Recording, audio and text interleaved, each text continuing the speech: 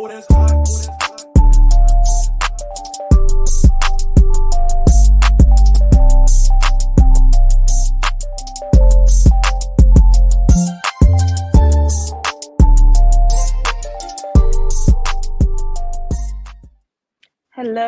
Hello. Welcome back, everybody, to Nothing's Wrong podcast. I am your host. If you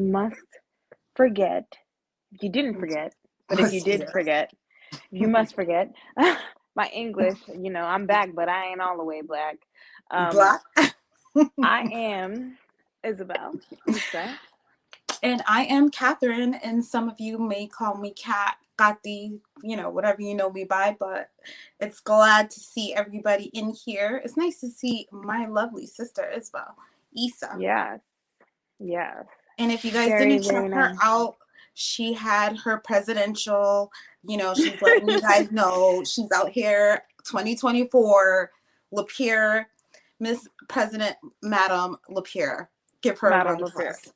Madam Lapierre for I'm running, guys. 2024. I'm running for office. Yes. Public office. Okay. Yeah, it's definitely been a minute since we've been on this show, and I know. New Year, so happy New Year to everybody.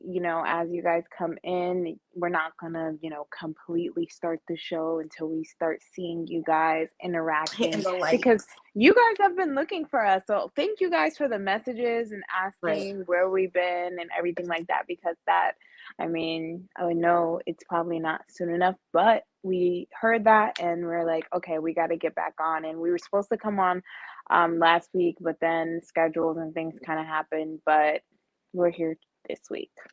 Yes, we are. So make sure you guys hit the like and make sure you hit the share. Me and Isabel's been very active a little bit on our other social medias, like our YouTube. Mm-hmm. You can go check out Isabel Lapierre on YouTube. She's been vlogging a lot, traveling, and so that's beautiful. So go check that out. And I'm also on YouTube as well as Catherine Lapierre, and I'm just doing a little bit of my single woman, inspiration, vlogging, doing all the fun things that you guys should check out, especially if you are single and you're ready to mingle the right way. You should go over there and check that out. Remember, Isabel Lapierre on YouTube, Catherine Lapierre on YouTube, and Nothing's Wrong a podcast. If you're not following our YouTube or following our social medias, go ahead and hit that. Hey, it's and yes, we're doing this. Thank you for plugging that in, but definitely follow the Instagram account, because we do want to start following people on there and interacting with you guys more on Instagram. And definitely follow the YouTube, because we will be putting out more clips on there of the show, of different highlights of the show. And I think that would be really great for everybody to follow, and yeah. So as you guys come in, please hit the like button. We're so excited to get started with you guys, but we do want to make sure that you guys are here for us, like we are going to be here for you. So yeah, my birthday was this month, earlier in the month. Shout out to all the Capricorns.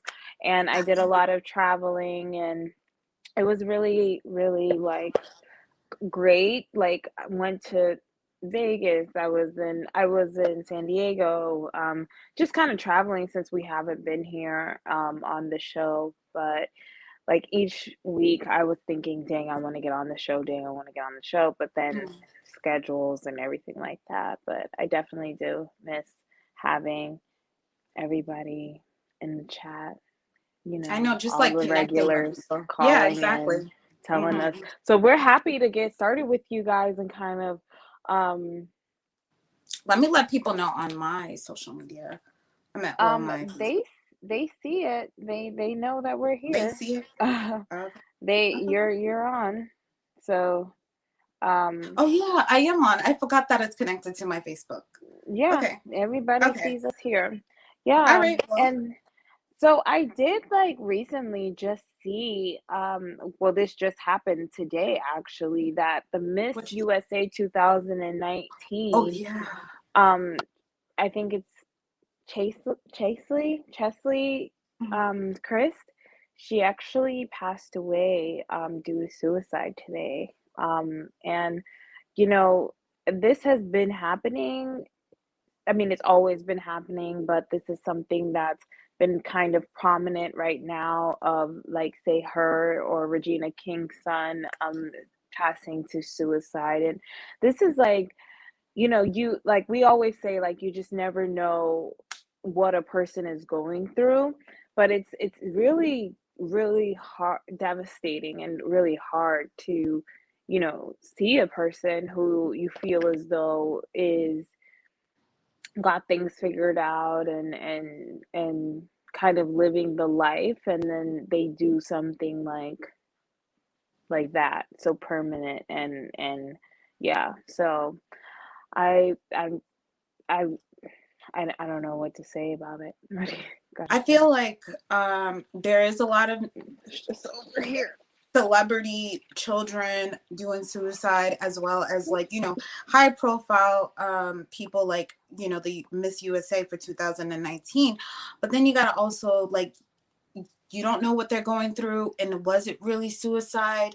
It's like, you know, there's a lot of Okay, conspiracy theories. conspiracy. I know a lot of Right. conspiracy theory can go from there, but it's been tough. Like I know it's been like a tough, you know, couple of years, and maybe, you know, she wasn't making as much money as she used to, or maybe her love life, like there can be so many things that can get people depressed to do Right. stuff like that. And sometimes I think like seriously is a very selfish move to do, even if you don't have any children of your own, and I don't think she does. And I No, think she didn't. yeah, I know life can be really tough. Like, trust me, I've had a point in my life recently where, you know, I felt like, oh, it's just like, I can't handle this. This is way too much. And I just feel like you got to think about the people around you and the people who care about you, and like that you can overcome anything, like, you know, and sometimes it's down, but like amazing things could have came after like her downfall. But we sometimes as humans, we just stay in the current moment, and then we forget that there's a time where we went through this before, and, you know, we can overcome it. But when you're in that zone, it's really hard to like, you know, even speak to people like that. So I Right. just, you know, And I I think wish her it's family the best. also to know like there's no escape. Like I don't know about Right. everybody else's what they view, you know, the afterlife or life to be like, but if you do subscribe to the notion of reincarnation, there is no escape. You will only recycle back over and start over. So sometimes, you know, sometimes people just want to restart the game That's true. and try again. So, you know, nothing is finite. It's all infinite. We live forever. It never ends. It's there's no end, there's no beginning. Like Mhm. you don't remember the last time you died. You didn't remember when you woke up into this world. You just like a dream, you just start. You just wake up in Mhm. the consciousness and this is the life that you're in.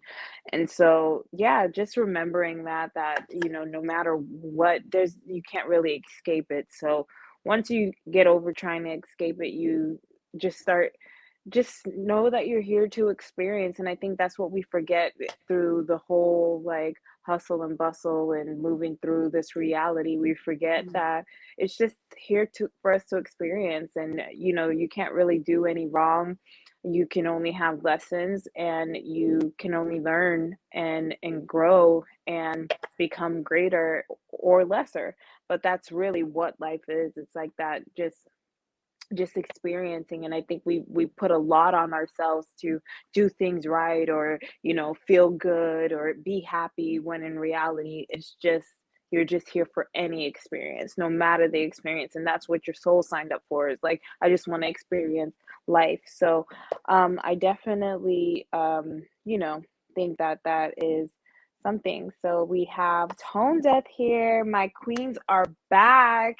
Oh yes. Hey, Hi, Tom shout Dad. out to you. He's definitely been checking on us while we've been gone and Yes. really just been like a really great friend to us. So shout out to you and TDR Network. We are back. We're here on the network, as you guys can see. So thank you again for just being there for us and always checking in.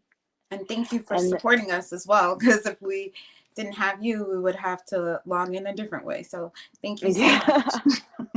thank you for the platform.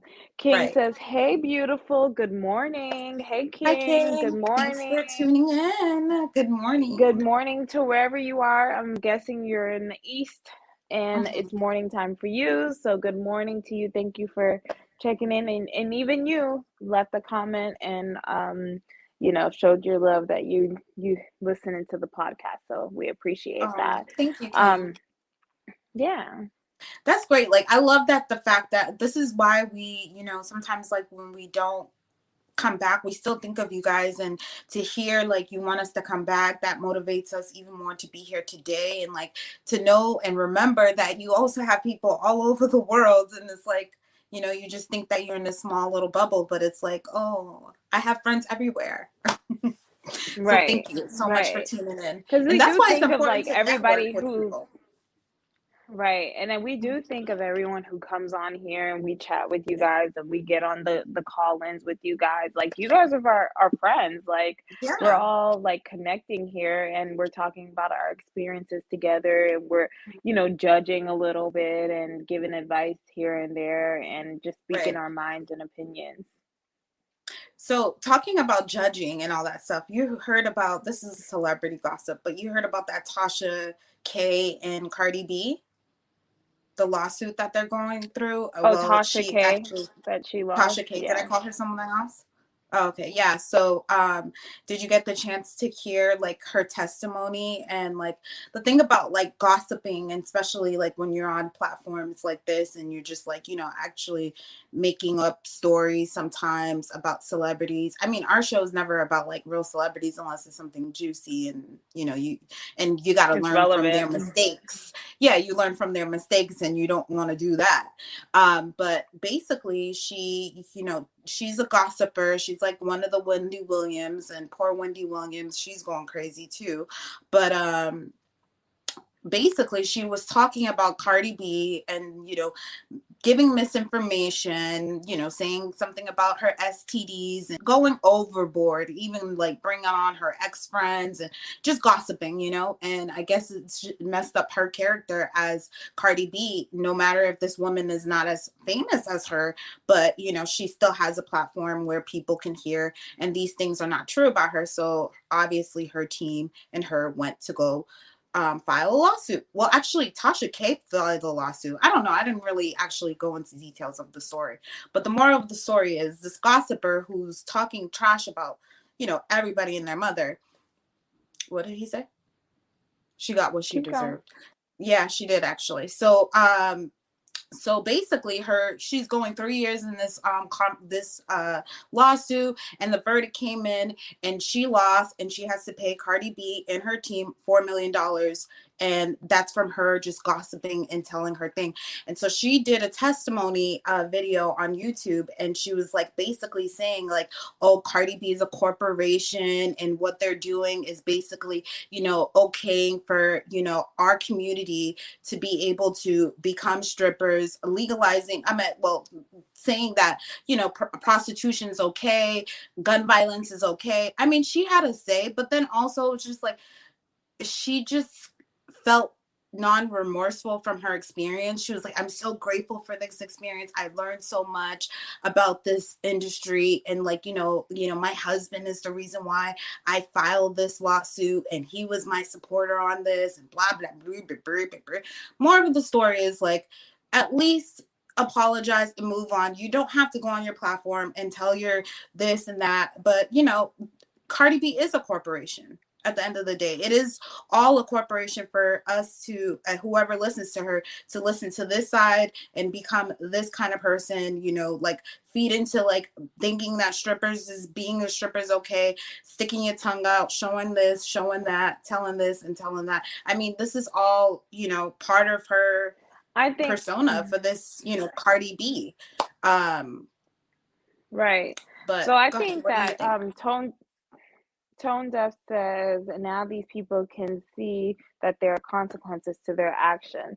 And Right. I can see both sides to it. I really could Mhm. care less about either one of them because in the reality of Right. it, what do we care about it?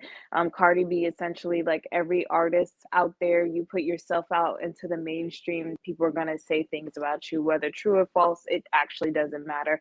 And I think that she was trying to make a point in it, but in the reality of it, this is what you signed up for. And Right. Tasha K, the whole thing with her is like, of course, she's not going to feel remorseful. She's not going to do that because at the end of the day, she's going to get more followers. She's going to get more people to know who she is because it was such a big thing. Even if she has to pay, she's going to pay, little by little, however ways. It's not going to come out completely, they need the check now. That's not how the courts work. So I she's mean, going to they didn't pay sue her her really for the restitution. money. Right. Right. She's going to pay her little restitution and, she's just going to keep gaining followers. And the thing of it is that it's just like we all at some capacity know that these blogs and all that stuff they're lying. They're not, they just do things for views and stuff like Right. that. And the whole thing about her saying that about what Cardi B or, she's trying to promote strippers. I mean, I've seen Tasha K put strippers on her show. I've seen her put prostitutes on her show. So she promotes them just as much. I think people just kind of go back and forth about the whole thing, but one hand feeds the other. It's just the same kind of situation between both of them. So it's really like none of our business. And, the more we feed into it, the more Tasha K wins and the more Cardi B wins. And the reality of it, for Cardi B, like it brought you trauma and stuff like that. Like you've been online with your teeth messed up with people saying crazy things about you. You haven't grown thick Hey, calm skin down. yet. You don't need her to come over here and come sue you. But it's nothing about the sue because I'm not I'm claiming just anything. kidding. It's actually true. Like she's put herself, no makeup, teeth messed up, hair looking crazy, and people said wild things about her, and to say that, I mean, she was in a lawsuit, about some girl in the club that she hired people allegedly to go beat up. Like these are things like it's to me, it's just all, me. I could care less. I mean, I can care less too, but the reason why I brought that up is But I because don't feel any sympathy to Cardi B. That's what I'm saying. I don't feel sympathy to Cardi B. I don't feel sympathy to Tasha K. I think that they're just in the industry and feeding each other at the same time with the same exactly. BS. At the end of the day, it's like they're both getting paid for, For that, wasting because their time. Tasha K is Yeah. only going to continue to get more popular, and Cardi B is only going to continue to make more Be money Cardi B. and be Cardi B, who she is. So is there really a winner or loser? No, one may have to pay restitution, but what does that matter? And If then she's just going also, to make more money anyways. yeah, moving on. But I also had a comment from someone who said that we're men haters. Could you believe that? It's like, oh, on your That show, me you and guys, you are oh, man yeah, haters? man haters. That we come on here and when we talk about men. All you guys do is talk about men, and we talk. We put men down. We and some of the things that we have problems with men is like it's women's fault. So blame the woman. That's what they say. Example? For an example, like, we'll be saying how, like, this man is treating her this way, this man is treating her that way, and it's just like, well, why aren't you blaming her for the way that she's being treated? And I'm like, I'm sure that we have let women know that this is also you're experiencing that because you allowed that to happen to you. So it's not like we're always blaming the men. I think that it comes down to the woman as well. It's like it can't be just men, but then we also have to keep men accountable for some of the things that they do, because some of the things that they do are not like acceptable. Being a dusty and letting woman fully take care of you when you have to have the right as a man to do something kind and sweet for once in your life, to please the person that you I supposedly think want to be with. But obviously, you also have to take in consideration that women are the ones choosing these men to allow them to treat them the way that they are being treated. So go ahead. What did right. you have to But say? I mean, I honestly don't have any sympathy for men. So if you feel like I'm putting blame on men, I then fine, that's what you think. I'm not gonna really hold any sympathy for men because men are men. The whole idea of the patriarchy exists because that's the life that men want to act like. Because I hate when like guys try to act like have sympathy for me, but then want to claim I'm a king, I'm a leader, I'm this. It's like, do you want sympathy or do you want to be held accountable? Because kings and leaders are held accountable for what actions are the people that they lead and the people that they're rule over. So it's like, which do you want, the sympathy? And so yeah, I don't really have any much sympathy for men. Um, period. Sorry, I don't. In those regards, and for women, yeah, I mean, we have women hold themselves accountable all the time. If you're complaining about whatever situation that you're in, you have to take your responsibility in being in that situation. Nobody's forcing you to be in that situation. You're sitting there allowing it to happen. And I think we do a good job at letting people know that. So Mm-hmm. I'm sorry, I may sound a little harsh, but that's just I don't think it's harsh. I think it's like common sense. I think that if people don't live in common sense, then they're going to just allow somebody else's common sense to rule yeah. their lives. And Because I seen like one of the popular podcasts what had like a show that was out, and the podcast itself is to, I guess, uh get men to be better men or whatever. And the that's host good. on the podcast, he was saying like, it's unfair that what he said, Black women are getting all these advantages, that you have Goldman Sachs and all these companies investing more into Black women and building up Black women, and kind of leaving the men out behind. And it took me back, because I was like, is this really a man who's literally benefited from the patriarchy? I mean, men have the ability to go in multiple circles and do a lot of things, is now mad, especially obviously white men, but men in general, like no matter where you come from, like you always have the ability to, go out there and get, and you don't have much barriers in place for you, like say women would. And sitting here complaining that women now are getting some help from companies, and it's like, so that's a problem. So it's like, it's a problem that women are now afforded these things that they worked hard for. I mean, women have been fighting for equality and respect and opportunity and all this stuff. And Mhm. now that companies are realizing that and want to help then that cause and move forward in that, there are actual men there saying this is not fair, as if the whole system has not been, like, it's not been fair at all, and in favor of women, and it's been on the favor of men for all this time. And now that this one little thing is happening, it's completely unfair. And I'm like, this is really what, like, some men think. Like, I don't know, you guys will have to tell me, but it's like, kind of like, I know Sean Penn, we have posted online, he was like, the men these days are very cowardly. And I feel like that's kind of the thing. It's like they want the position to be like, I want this and this to happen, but I don't want to do it. I don't want to do the work. It should just happen for me. Mhm. And so it's kind of like men aren't really Are you talking about Black men wanting to be or men. men? Is Well, it? the guy was talking, that the guy's podcast, he was a Black Yeah. man, but I'm saying Mhm. what Sean Penn said, it was like that he just said, he blanket statement said men, period.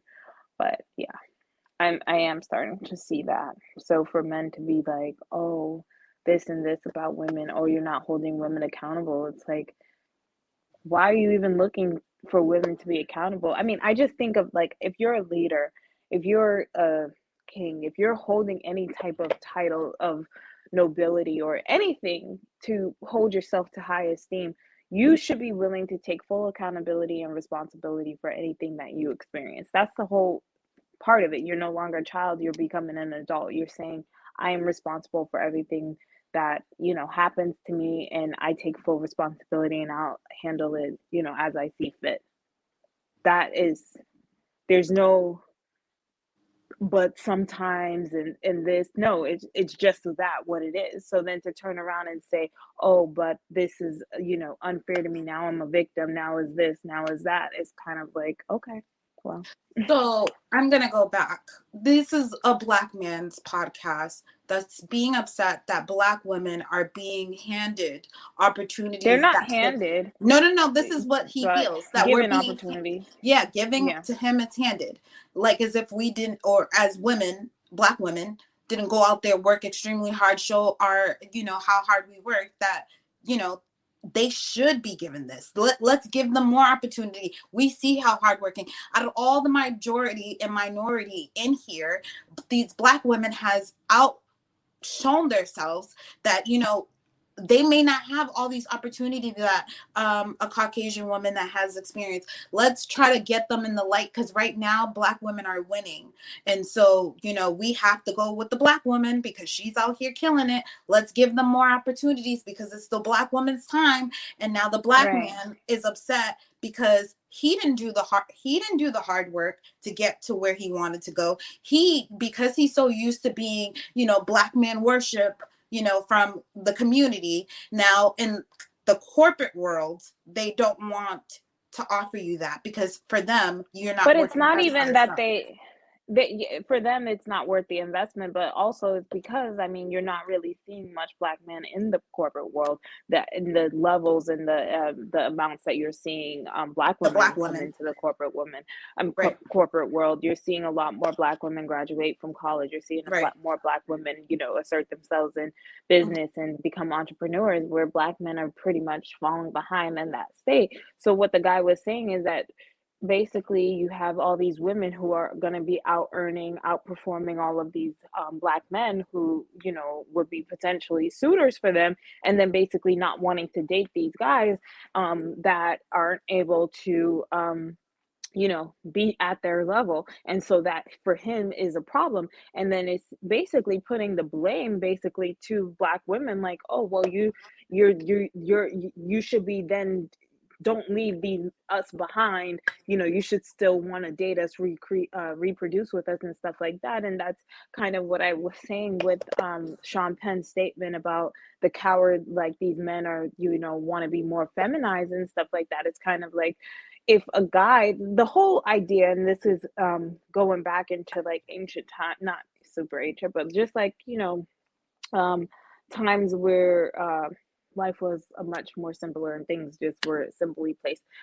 Women did not reproduce with men who didn't prove themselves, right? Because you didn't want to reproduce with someone who was a coward. You didn't want to reproduce with someone who didn't have anything, because then you would just have that gene that would just reproduce into, that same gene. You would have that gene that's not that great. I don't know the exact terms for it. So women always chose, a hypergamous lifestyle. They always went, for the better man, and then the lesser man, he would die off and nobody would have children and reproduce with him, because he didn't raise to the occasion. He didn't, he essentially didn't win. It's just like the animal kingdom. They would fight for the mate. About to say that.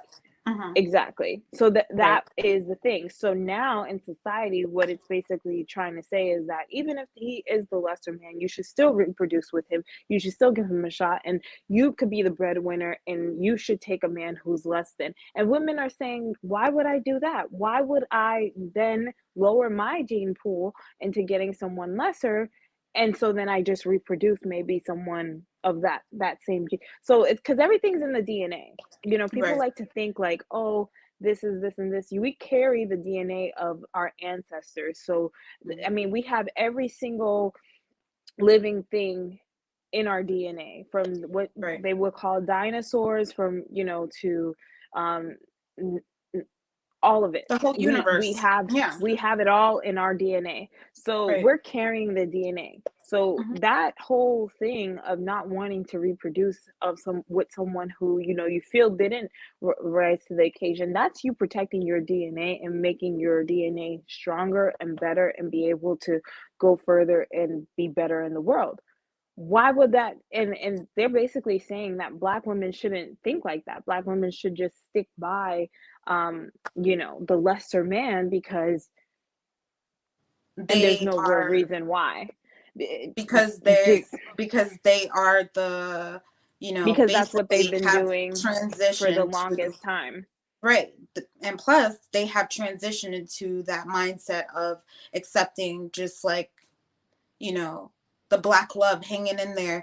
It's like the suffering, the trauma we've been through, the slavery, because this is what the black people have a big issue in. They're stuck in that slavery and that trauma mentality where we have to stick together because we've been through this. Look at how they treat our men. They're locking them up for no reason. They're, police brutality, or they're, not being able to be offered this position, or they're reminding me, not all black men, but some of them are reminding me of the homeless people who's on the street and they're Caucasian asking for money, knowing they can go out there and go clean up and go get a job Right. immediately. I'm definitely not giving you no money if you're Caucasian. That's just never gonna happen.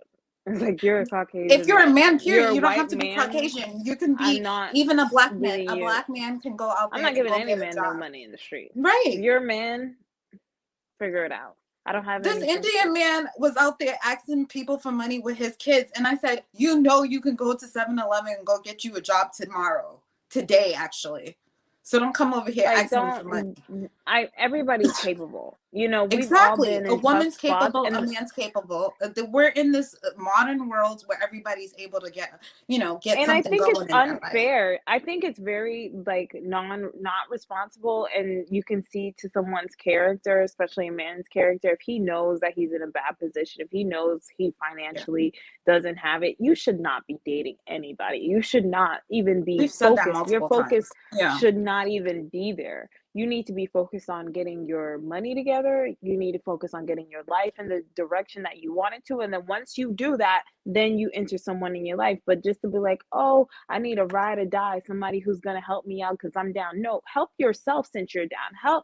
Ask your boys who you hanging out with to help you out. How about you go and figure out what you actually want to do with your life? Don't look to a woman to help you because you're down. That right there, I think, is what messes it up. And then in that same sense is like women shouldn't even want to, I don't really feel like women, if a man is like on the ground, don't even help him up, because you shouldn't help up any, like in the reality, let him figure it out. I mean, I'm talking in a relationship base now. If that is like someone you want to do business with or whatever the situation is and you're a man and woman, that's just a different thing. But if he's in a relationship with you and he's down, maybe he shouldn't be in a relationship right now.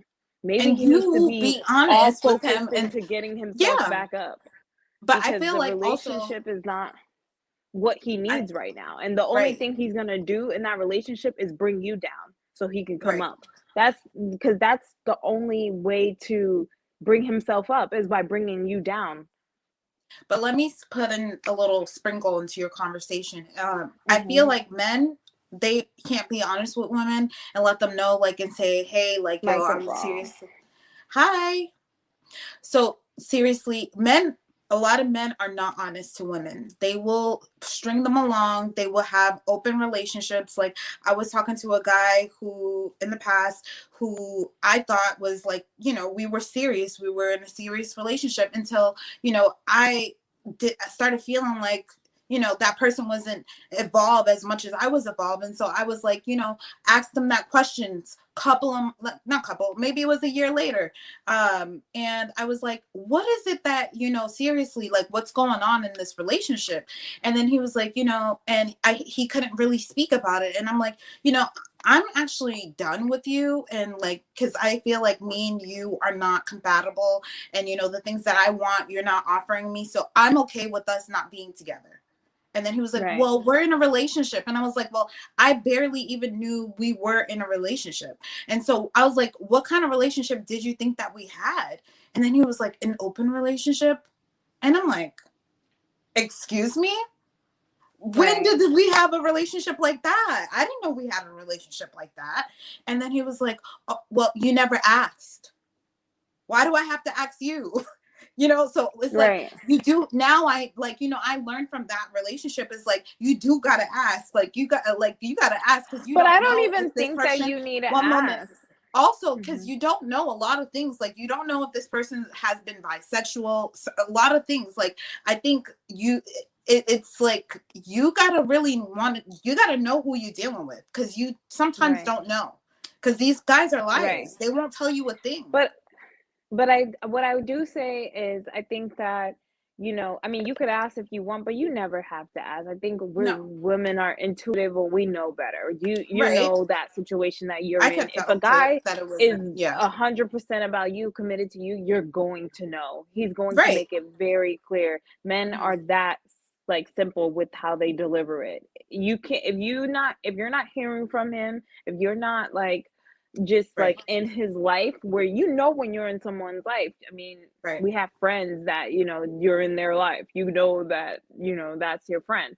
So you can't tell me that you don't know if this guy is 100% about you. He's gonna let you know in his actions every single day. So it's like we kind of kid ourselves thinking and get stringed along supposedly, but he's like, well, how could you not think that?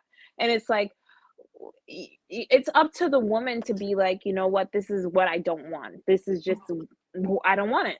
And it's like, oh, if this is how you're acting, then I don't want it. It's not good enough for me.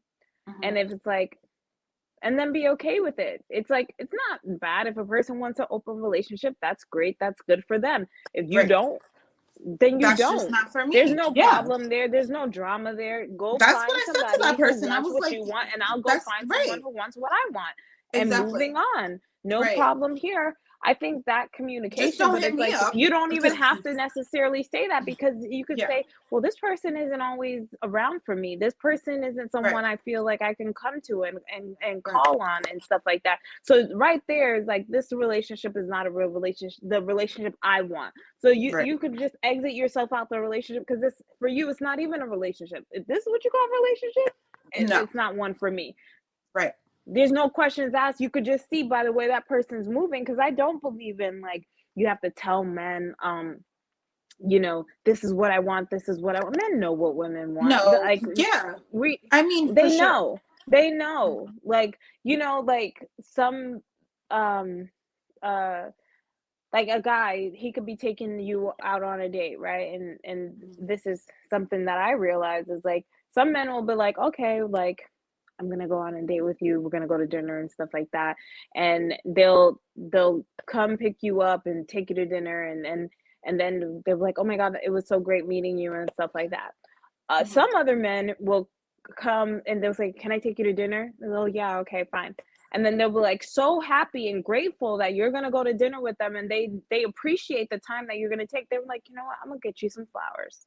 You know, I'm gonna bring you, because I appreciate the time that you're taking to come, because you, and from that point, that little gesture right there, it opens up the door to be like, oh, he actually notices me. He actually, you know, is really interested in me. And I'm telling you the truth, like from experience, the guy who brings you flowers is the one that actually really wants to be with you in the relationship with you, rather than the guy who's just gonna say, okay, I picked you up, okay, let's just go sit down and eat, and then think that you can do you had a good time from that pickup. Exactly. And it's like those little things that matter in the relationship is like, and from that point you're gonna say, oh, he must really like me, like, you know, he actually went out of his way and did something nice before he met me. And so I'm gonna turn it around, and King says black love, and you know, black love, I think, and I'll say this and I'll let you say what you have to say about it, but I think like if we focus too much on just black love, we kind of miss the point, because it's an illusion. It's just not true. it's not, it's just not true.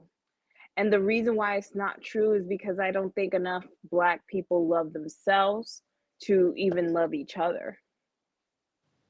So it's something, if you want to look for it, and I'm sure it can be found in certain aspects, but it's like, as a community, it's not even, the culture isn't even based towards that Black love. We say it, you know, it's popular to say it, but the culture itself isn't promoting it. The culture itself is dividing and putting women to be less than, and a man can have how many women, and you know, this is what the culture is producing, because we have to remember, you know, the culture is what, going towards 14 to 30 year olds, and so that's the next generation. They're not promoting Black love, even though we try to act like it is. I mean, we could see even in the future generations, all of the Black couples that sat, like, marriage didn't go up, all of those things like went down. There became more, you know, baby mamas. There became more like children without fathers in the home. They become more of that. So I think the Black love illusion is cute, but I don't think it's a reality. What do you think? Well, I was gonna explain, like, for King, like, what is Black love, like, seriously. And you brought up good points of what's going on in the Black community, especially for Black love. A lot of the Black men are not committed, where they're actually marrying the people that they're involved with, like they're dating. And I see a lot of Black men are dating outside of their race and becoming married to women who are not Black women. And you know, and so the Black love is, you know, it, I feel like I have to agree with Isabel that it's becoming an illusion, because, you know, a lot of Black love comes with a lot of trauma, a lot of chaos. Right. I love, it's Black struggle love, and it's like, who wants struggle love? exactly. That's And I more think, so and it's in promoted the part of, trauma and right, you know, being toxic, and you know, being like a side or the main chick, or you know, I'm, you know, this is the guy I'm talking to, like all of these things that we supposedly call love isn't really love. It's just all trauma bonding or actual just toxic relationships. and I feel like the reason why the Black love has not, you know, became a lot of people's reality is because of the men. And I'm putting blame towards the Black man. And so a lot of the Black men out there, they are not committed. Like I said, they are not making commitments to a job, not making commitments to a relationship. They're not making commitments to their children. A lot of them are out here just living life like they're some little kids. And then Black women have to sit there and praise these Black men just so that they can have that energy and like him feel fly, him feel this. It's just not given what it's supposed to give for the Black love. Yeah. And point period, like you just said, it's not giving what it's supposed to give. What it's supposed to give, because we were all sold it, right? You know, we watched the Love and Basketballs, we watched all of the movies, but he wasn't committed to showed it, right? And it's like, so the Black love is basically just saying, you know, how about Best Man? You're not gonna get commitment. The Best Man, when he was on his way to getting married, cheating on her. He didn't cheat on her, but he was doubting the whole situation. He was like, but oh, still, you know, I don't know if I want to do this and stuff like that. Like this is kind of what's been promoted in that sector. So it's like, it's very rare, and especially gonna just become more and more rare. Because the generations, and it's just not Black only, it's all generations that's coming up now, that they're just being promoted, you know, be in a talking stage, you know, be in situationships, be in entanglement, you know, be polygamous, you know, bring someone else in. And so those kind of things is like, how are you even going to build, you know, on and become like a, you know, have a legacy or have any of this stuff if there's no commitment, and like you said, if you're not even willing to commit, and I'm not saying all Black men, but this is not all Black the majority is like the majority of Black men aren't even willing to commit to their children. And so if you're not even willing to commit to your lineage, to what you're producing out here, you can't even find that level of commitment. It's like you won't even be able to commit to a woman because you don't even feel any commitment to the thing that you actually created.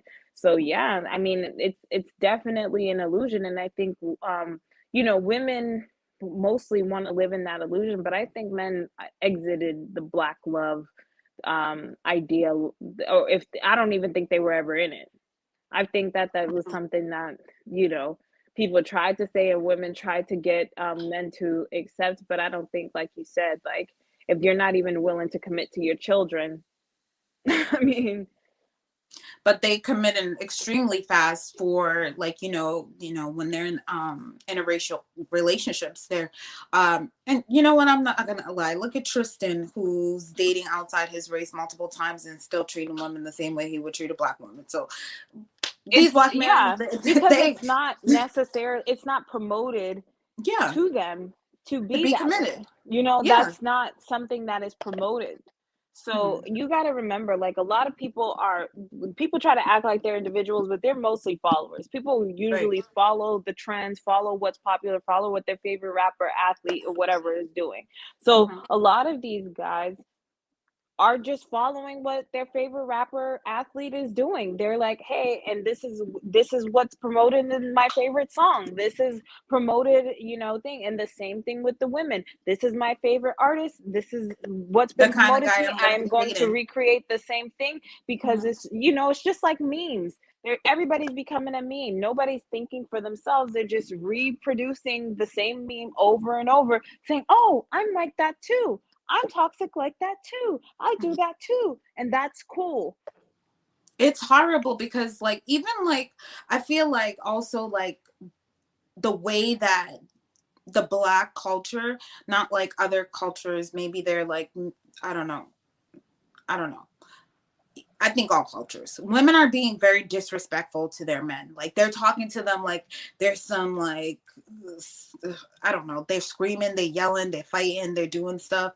Like, for instance, this is not a Black couple. This is actually a Caucasian couple that I heard about. She recently got a divorce, and they're in their 50s, and they have children together, and this guy is seen as a toxic man who, has disrespected her numerous times. And this was only because, like, she literally took all her life savings, supported him in his career.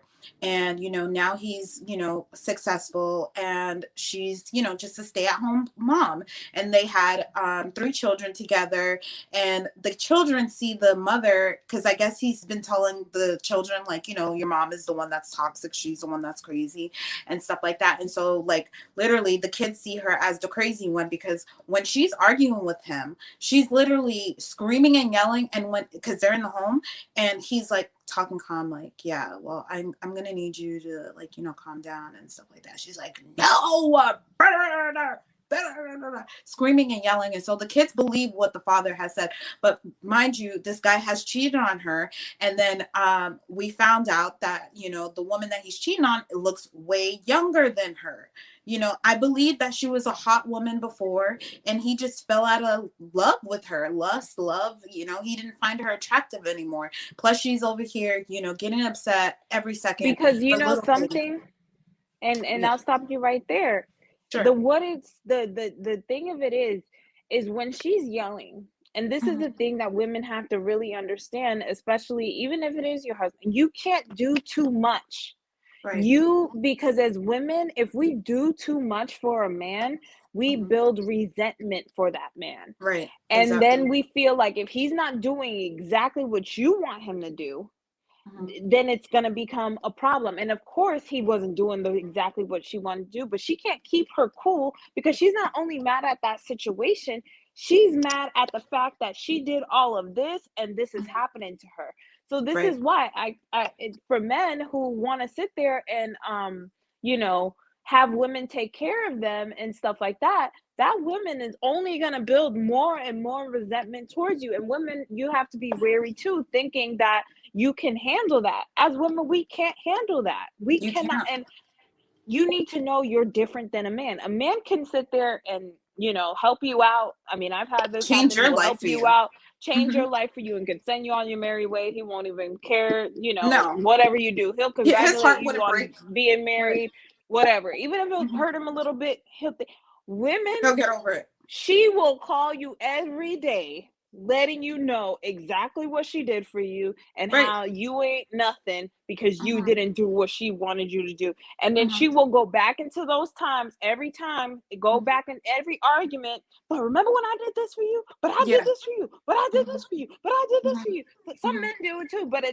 it's something women we're gonna, because we're not used to doing that, because she knows in her head, I wasn't even supposed to do that, but I No. did it because I Mm-hmm. love you. So Mm-hmm. now that you're not, you're cheating on me, you're doing this and this and this, and I did all of this. Mm-hmm. Oh, how dare you? And so Right. it hurts even more. It hurts even more. It comes down even more. This is the reason why. It's like, you can't give too much. You got to remember, ladies, you are a receiver. Mm-hmm. Like, in every part of it, of course you're gonna give. Of course, you're a nurturer. You have children. You nurture. You give. You do that. But if you're sitting here giving, giving, giving, giving, giving, and the man is taking, taking, taking, taking, taking, when he gets on his feet, he already used you up. You really Right. think he's gonna sit there and have some type of loyalty to you? Come on. And Because another if that thing was is, the case, he wouldn't even take from you. If he was the exactly. stand-up guy, he wouldn't even take from you. He would No. be like, no, I'm gonna figure it out. Even there's men Let's just live below our means. Right. That if I can't do it, then we won't do it. And there is He'll men just out there. Right. adjust to the Right. life that There he is can men. give and say, go ahead.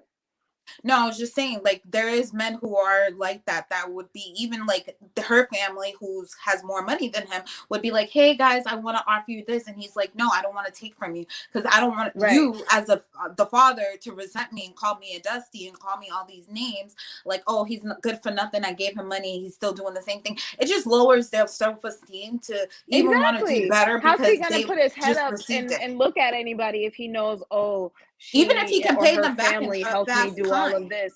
Yeah. No, I mean, that was No. the same thing. Like, I mean, it got on my nerves, but Emily in Paris, why, Yeah. the guy, if anybody watched the show, he didn't want to take money from the girl's family because Right. it's like, I'm not, I'm already with you. I'm not trying to take, your family's money. I want to build this on my own because Right. there's a sense of pride in building yourself up. I mean, of course, you take investments and stuff like that, but you don't want handouts. You don't want people who's just gonna give it to you, and then Right. it's kind of like, if you don't work for something, you'll never appreciate it. If you're always handed something, you're never going to appreciate or know like what it's really worth. It's just, yeah. So I think inside of us, men and women, we all know that. We all have that idea of like, I want to do this for myself. There is many times, even you, when we were kids, and I'm like, oh, let me do it. Let me think, because I know this. And you're like, no, I'm going to do it. I want to do it. We still do that to this day. Yeah. And it's fine because you're like, no, I want to do it myself. I don't want you to do it. You may know how to do it. You may know how to do it faster, but I want to figure it out on my own, and I want to come to my own conclusion, and I want to see my own work and do it. But I want to also my be way. proud of myself.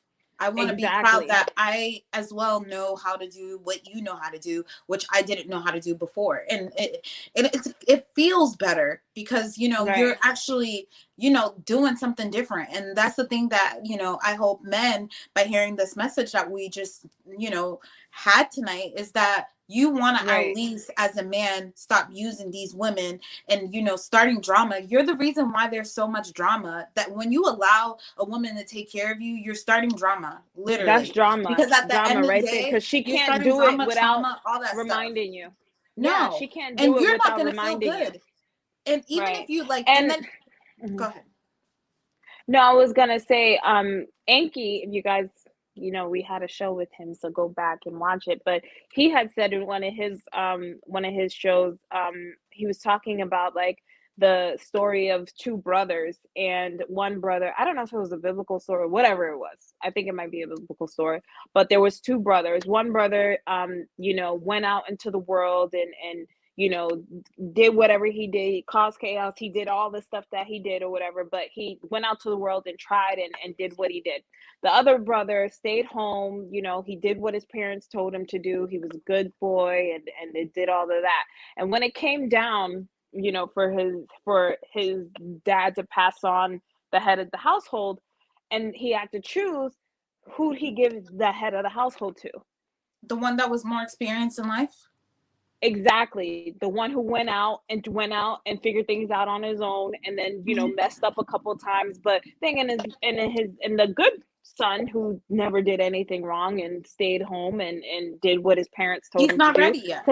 He said, why didn't you choose me to be the head of the household? You know, I'm supposed to be, you know, I did everything you told me to do. And he said, well, he went out and he became his own man. He, you know, figured things out on his own. He didn't need me to tell him anything. So he has more experience and he's able to do it. And so that's the same idea as like, if you're not going to go out, the same thing was like what they used to do in ancient time. Well, I keep on saying ancient, but a long time ago, they would send the men out in the forest and it's like, okay, whoever comes back with the meat and didn't get killed, you know, you're a man now. That's your rite of passage. Is like you kind of have to go out and mess up and come back, you know, with your head still high and say, you know, I didn't stop until I figured it out. And then, you know, then you are somebody, you're a man. If not, then.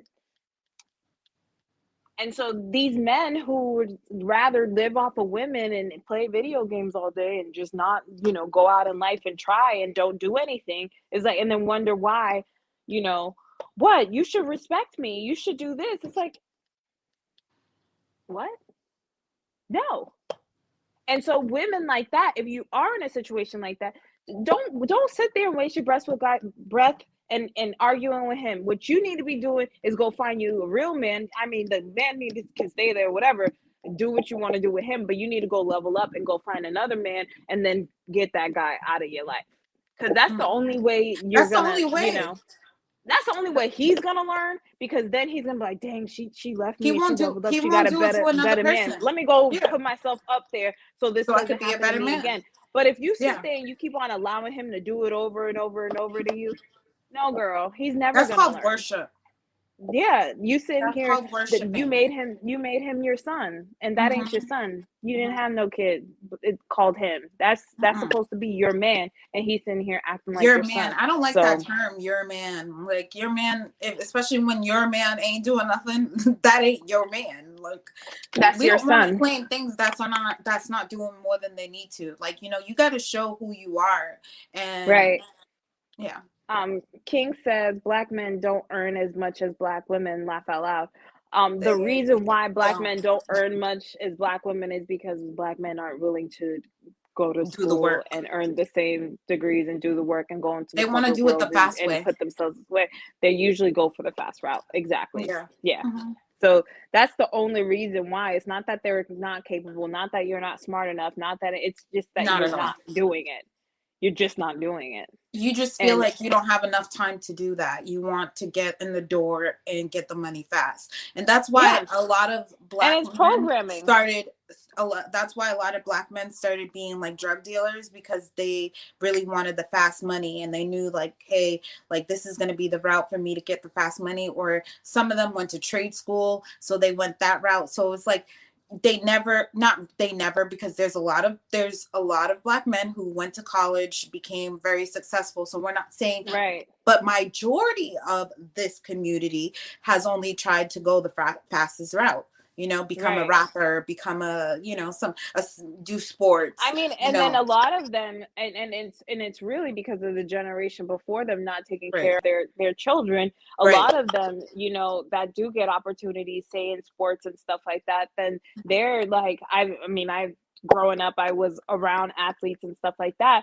They were 1 foot in, and they were in D1, right? D1 schools in like basketball and stuff like that. Smart. Yeah. And then they're 1 foot in that, and then the other foot's in the hood because they didn't have a father. And so this connection to the hood and their homies and stuff like that is there and it's strong because they have to, you know, that's still their home. That's who they grew up with and stuff like that. So it's like, if this don't work out, but then this hood But thing you know could what's so actually crazy? mess you up and make you not even get your Right. dreams full thing. And so this is the situation. So sometimes, Mhm. men are by the time they get to that level, they break out and they go to where they want to go in life, and they no longer hold on. But I've seen more often than not that they actually keep that one foot in the hood, and if things don't work out, they go back into the hood, And or they that was bring their that's the hood biggest mentality. Look problem. at Aaron Hernandez, But from the that's the biggest Patriots. problem, sis. This is the biggest problem is that they say, the OG say, yo, like if this ain't gonna work out, you always got, you can always come back here. So they're giving they're manifesting that this may not work out. So what route Right, do I have to take? I'm gonna go to that route, I'm gonna go back to the hood, like I'm gonna, hang out with the right, boys. They're gonna give me, a lot of money. And one day they gave you a lot of money and he's like, wow, this money looks good. And so right. that's how they continue that momentum. It's like, oh, I'm gonna do this. And it's just like, But that's if they and then don't become a have that rapper on strong top of that support because, system. Exactly, yeah, because exactly. like, And so because they're that comes following with the that culture. lifestyle. Right, That but comes if with they the have a lifestyle. Make a strong music video with your boys in the right, background with the drugs and the guns, and it's like pow right. pow. It's like, And it was like, that's "Oh, the I used to life. play ball, but I don't play Right. ball no I more." don't play ball And no so more. but I'm a then rapper. but then if they do have that strong upbringing, because I mean, we Right. grew up with a kid who, he and that didn't necessarily have his father in the home, but his mother and his grandmother were very much in his life, pushing him towards, Right. his actual life. And he played football, he made it, he went to Stanford and made it to, the NFL Business and all played over. there. And then whatever, I'm not saying no names. um and made it to the NFL and stuff. And then, Yeah. when that didn't completely work out, he went to med school because he still had an idea of, this is what my life is going to be like. So I still have, there was no hood to fall back on because his support system didn't give Wasn't him a hood to allowing fall that. back on. All you have to fall back on is your degree and go to med school and become And a they had doctor. that conversation And with that that person. I'm 100%. exactly. It's like you So have to have that's the people by your thing. side to make Mhm. sure that, because you need an accountability partner. You don't need a person who's telling you to go party. Those are the worst friends. Right. And I think like when you're young, you need somebody who's smarter than you and who's more successful than your parents or you or whatever. You need Right. somebody in your circle that does good in your life. And the story that you were talking about, I was sitting there trying to be good. And sometimes you do need the fire of bad and you got to get the taste of it. But majority of your time needs to be in a real, like, understand what life is really about, that you need to have For money in this sure. world. You need to have a Yeah. career. Like it's part of this world. Like you I need mean, to for have me, one. like, You need a I business, you need a growing up career, in you need Boston, something. Yeah. right? Growing up in Boston, like, I say it all the time. Like, I didn't.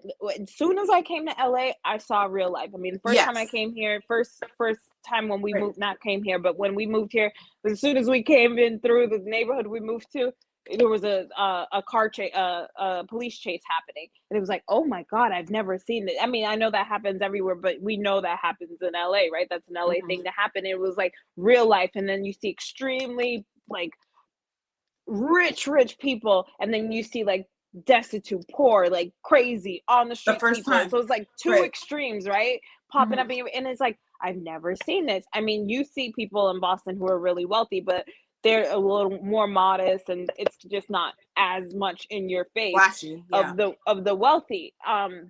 And so it's just like, dang, like this, you can end up either way here. And then first year going through like tough times living here, Mhm. adjusting to everything, getting out of my party ways, getting out of the way that, I thought life was supposed to be. I hit hard times. I was like, dang, I don't, and obviously I put myself in those situations. And, I'm Mhm. not saying that, any of it, I put myself in those situations. I wasn't responsible and I did those things. And so being in that situation, and it was like, and then getting myself out, and then realizing like, dang, I went through so much in this situation. And it's like, now, no, but like nothing could keep me down. Mhm. Just going through stuff, putting myself in a situation and going through some hard times, those make the best success stories. It And does. so it's like, even the people who's like, oh yeah, like, I mean, how many people I mean, not that much, but there are people who get locked up, was in jail, did stupid stuff as a kid, come out and then start, building themselves up in one type of way, and they can come up and do like great things. People, like, coming up from the bottom is a real thing, and it's something that mostly everybody should experience. And you think like, oh, the wealthy and the kids who come up with a silver spoon in their mouth, oh, they're ahead of you, but in actuality they're more handicapped than you are, because they can't go out into the real world and function and be able to move and stuff. And if you can make it out of that, you could never be down. Even if they took everything away from you, you could just remanifest it back up. Even if they like, hey, you're gonna be locked down for this much years and stuff, you be like, all right, I'm gonna be sitting back here, a and better I'll come person back out, and I'll just blossom back up. Like, that's the whole idea of it. So it's like, women be like, oh, well, I don't want to, where he gonna go? And, trying to help somebody, it's like, let him fall. Let him, he needs to fall. When I fell in real life, I didn't tell nobody. I wasn't sitting there asking nobody for help, because I didn't want, because I'm not the type of person to ask for help. I'm a Capricorn. I'm not a real axer for helper type of person. I'm like, I'm gonna figure it out. And I'm gonna go through this situation. I'm gonna figure it out, and then I'm gonna move on. And then sometimes I think back into the situations that I was in, but I don't sit there and like, I forget about it. Every day is going to come through my mind, because I know, like, oh, okay, that was just a point in my life. So that's the same thing. Let him go through the struggle. Let him sacrifice himself, and let him come back up, because he's going to come back stronger, and he's going to be able to come out and be the man of the house and be able to run stuff. But you can't run nothing if you didn't fall on your face, right?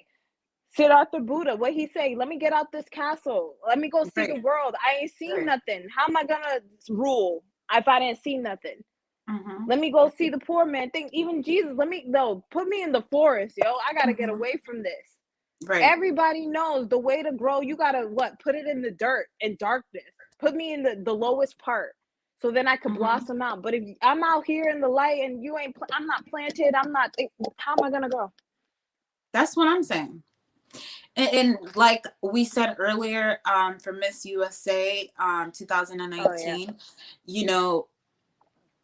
she was people at the point of their life was like, this is way too hard. And it's like, you got to understand, when you fall, this could only go to a better level. It can't go any lower than this. So believe that. And I think the thing about learning how to manifest, and like, I know a lot of people may not know how to manifest or think about manifestation, but it's part of everybody's world. We even have like ships that come in, they call it manifest. Like, this is a real thing. It's a natural law that you can actually do it, and it's not voodoo magic, or it is magic basically. And I think, but it's something we naturally do. Naturally, since we were kids, like since birth, you naturally manifested your soul to be inside this, inside of this vessel, and so like, what you choose in your life, don't put doubt in it. When you're trying to manifest something beautiful, don't be doubtful, even when you're going through your hard pain and suffering. I remember recently, like a couple of probably 2 months ago, I was really like shutting people out, didn't want to speak to anybody, going through my thing alone. And instead of speaking to somebody, or being honest about what I felt or what I was going through, and having somebody hear me, or actually leaving my space called my home and walking outside, getting fresh air, being out in nature, that if I didn't do all those things, I could have been just like those people, jumping off the bridge and killing myself over something that was so petty, so small. And I understood that I had to go through this part of my life just so I could overcome, the amazing things that's to come into my life. And if I didn't take the time to, you just realize like, hey, you know what? I'm not going to sit in my dump. Like, you know what I mean? It's like, I need to get out and clean myself up and get out there. And I think it's important. So when you feel like you're low, and it's speaking to a man, it's speaking to a woman, and you want to use somebody, I think you have to think, let me use myself. Stop using people and use yourself and you can only receive amazing things. When you use yourself, what else can happen? I mean, I've been using coming myself from recently, people who and literally has been happening. Right. And like, having people like, especially I believe in, what's up, Jay? Oh, Happy hi, to Jay. see you back. you always can call in. You always free to do that. So, Yeah. you know, just let you know. That's, if you want to call in, let us know because we would love We to here catch for up with you. you. We What's going miss on with you? you. But for sure, like I just always think about you just gain so much more knowledge, more experience when you do things for yourself. And especially since I mean, I've had people, well, we've had people, come into our lives and use us and take advantage of so much that we've, freely given to people, even when we couldn't even really give. We just, did it anyways because we were friends and stuff like that. And a lot of those people, because we didn't let them fall, because we were like, oh, well, yeah, you can do this, you can stay here, you don't have to pay me anything, you can do this. Where they end up? Just using the next person. They didn't grow, they didn't see anything. They were just like using and using and using and using. And then it's just like, oh, so But one day somebody's I'm not going even to helping you make at them this fall. point. Right. But that's the thing, is like if you actually want to help them, Make them let fall. them fall. Yeah. Well, just like your children when they're first learning Because how to walk. when my friends gave up on me, like when we first moved here, and Yeah. our friends just was like, okay, like you're in a bad spot, like done with you, well. basically. Yeah. With them letting us fall was the best Thing they could ever do. Right. It was like, I thank them for that. I got out of my delusion. I got out of, I stopped wasting money, wasting time, wasting just all of this stuff that we were doing with them, wasting time. Is like, oh, it's like reality kicked in, and it was like, what are you even doing here? Did you come to this state to hang out with your friends and party and do nothing? And it's like, so now that they left you, what are you gonna do? And it's like, oh, and so at the time I was like, dang, they're messed up, they ain't even gonna help. But now in my mind, my thinking is like, it's the best thing that they ever could have did for me. Because if they did help, and I would have still been in the same situation. Who knew what would have woke me up to be like, your life is happening right now. I didn't, like, when I was in Boston, I didn't realize life was happening. I had goals, but I didn't have a huge, I didn't look at like the outline of my life the way that I do now. I didn't like really see past the weekend, honestly. Like, because my life was like, school, work, weekend. That was just the cycle I was on. It was like, okay, I'm gonna go to school, I'm gonna work and stuff, and then party on the weekends. Hit up all my friends. What are we doing on the weekend? Not even this is what on we're the gonna weekend, be doing. sweetie. It was Wednesday, Thursday. No, in Boston, it was definitely the weekend. Thursday. LA. No, I was older by then. I'm talking about when I was older by then, like when I was living like on my own in Boston, and like in my own cycle. I didn't hang out with anybody like that much, but I did go out on the weekend, because during the day I was waking up at like 4 a.m. in the morning. I was working, then going to school. Like I had a schedule for early morning activity. So I wasn't going out during the week, and I had my own apartment, and like things were different. But then my weekends were like it, and I didn't think past that. I didn't, that was just my life. And then I wasn't thinking about growing a business. I wasn't thinking about, my mind wasn't there. And then, like I said, through experiences, through all of the things that transpired in my life, that's what's actually woken me up to my own life. I'm like, oh shoot, I can do some stuff here. I don't have to just, do this, and I don't actually like doing this. So I'm going to do something else. Yeah. And then I'm going to try that something else. And then if I don't like it, I'm going to stop doing that. And I'm going to try something else. And then, you know what? I don't like living here. So I'm going to go live somewhere else. And if I don't like living there, I'm going to move somewhere else. And then I'm going to move somewhere else. And then move somewhere else. That was just like the new stage, like moving somewhere else. Yeah. I was like, oh, I moved to LA, chose this neighborhood, don't like this neighborhood, move it to another neighborhood. Move to another neighborhood. Move to another neighborhood. My mom was like, you have to stay in one place. And I was like, no, I don't. I made that one choice of staying in one place when I lived in Boston, and I stayed in Boston. And I was like, you know what? I am not a cold person. I do not like dealing with the winter. I don't want to deal with the snowstorms. I don't want to deal with the lack of people that I'm not Right. really interested in. I don't like the environment. I don't really like the job I'm doing here. I don't like this place. I'm out of here. So then you And did those all something came. else. And then Yeah, when you did the something else, and then you realize, oh, I actually don't like that. So then you're exactly. just constantly refining yourself. And Right. then when Every you did single year. find what you do like to do, then you did Right. find where you do like to live. And then you Mhm. could build on top of that. It's like, okay, now I have a foundation. Now I can Right. build on that because now I'm Exactly. happy with that. So it's the Right. same thing, even in choosing a relationship, a man, and something like that. It's like, hey, if you don't like what the person's offering you, choose something else. It's like you don't have to stay there. You don't have to like, But oh, well, I sometimes you gotta do feel this like and because stuff you like built that. a long-term relationship with these No, people. Yeah, no. that A you that long-term relationship is not marriage. Let's of start there. course, So exactly. don't. But I'm just So trying to first of all, explain to and you I that knew this. this is why, Okay. a lot of women are, in the predicament that they are is because they feel bad because they put the time. And so it's like, they put the time and effort. Like I went to school for 4 years, so I'm thinking that I'm going to receive my degree. And it's like, oh, well, in this school called this relationship, there is no degree here, meaning there's no marriage because this is not that type of school. You go Okay, into but let a me tell you something non-accredited this. school. Okay, so go into that, right? Think about it like Right. this. If you go to school, university, and you Mhm. spend 4 years or whatever, and you go into the field and you're like, I don't even want to do this anymore.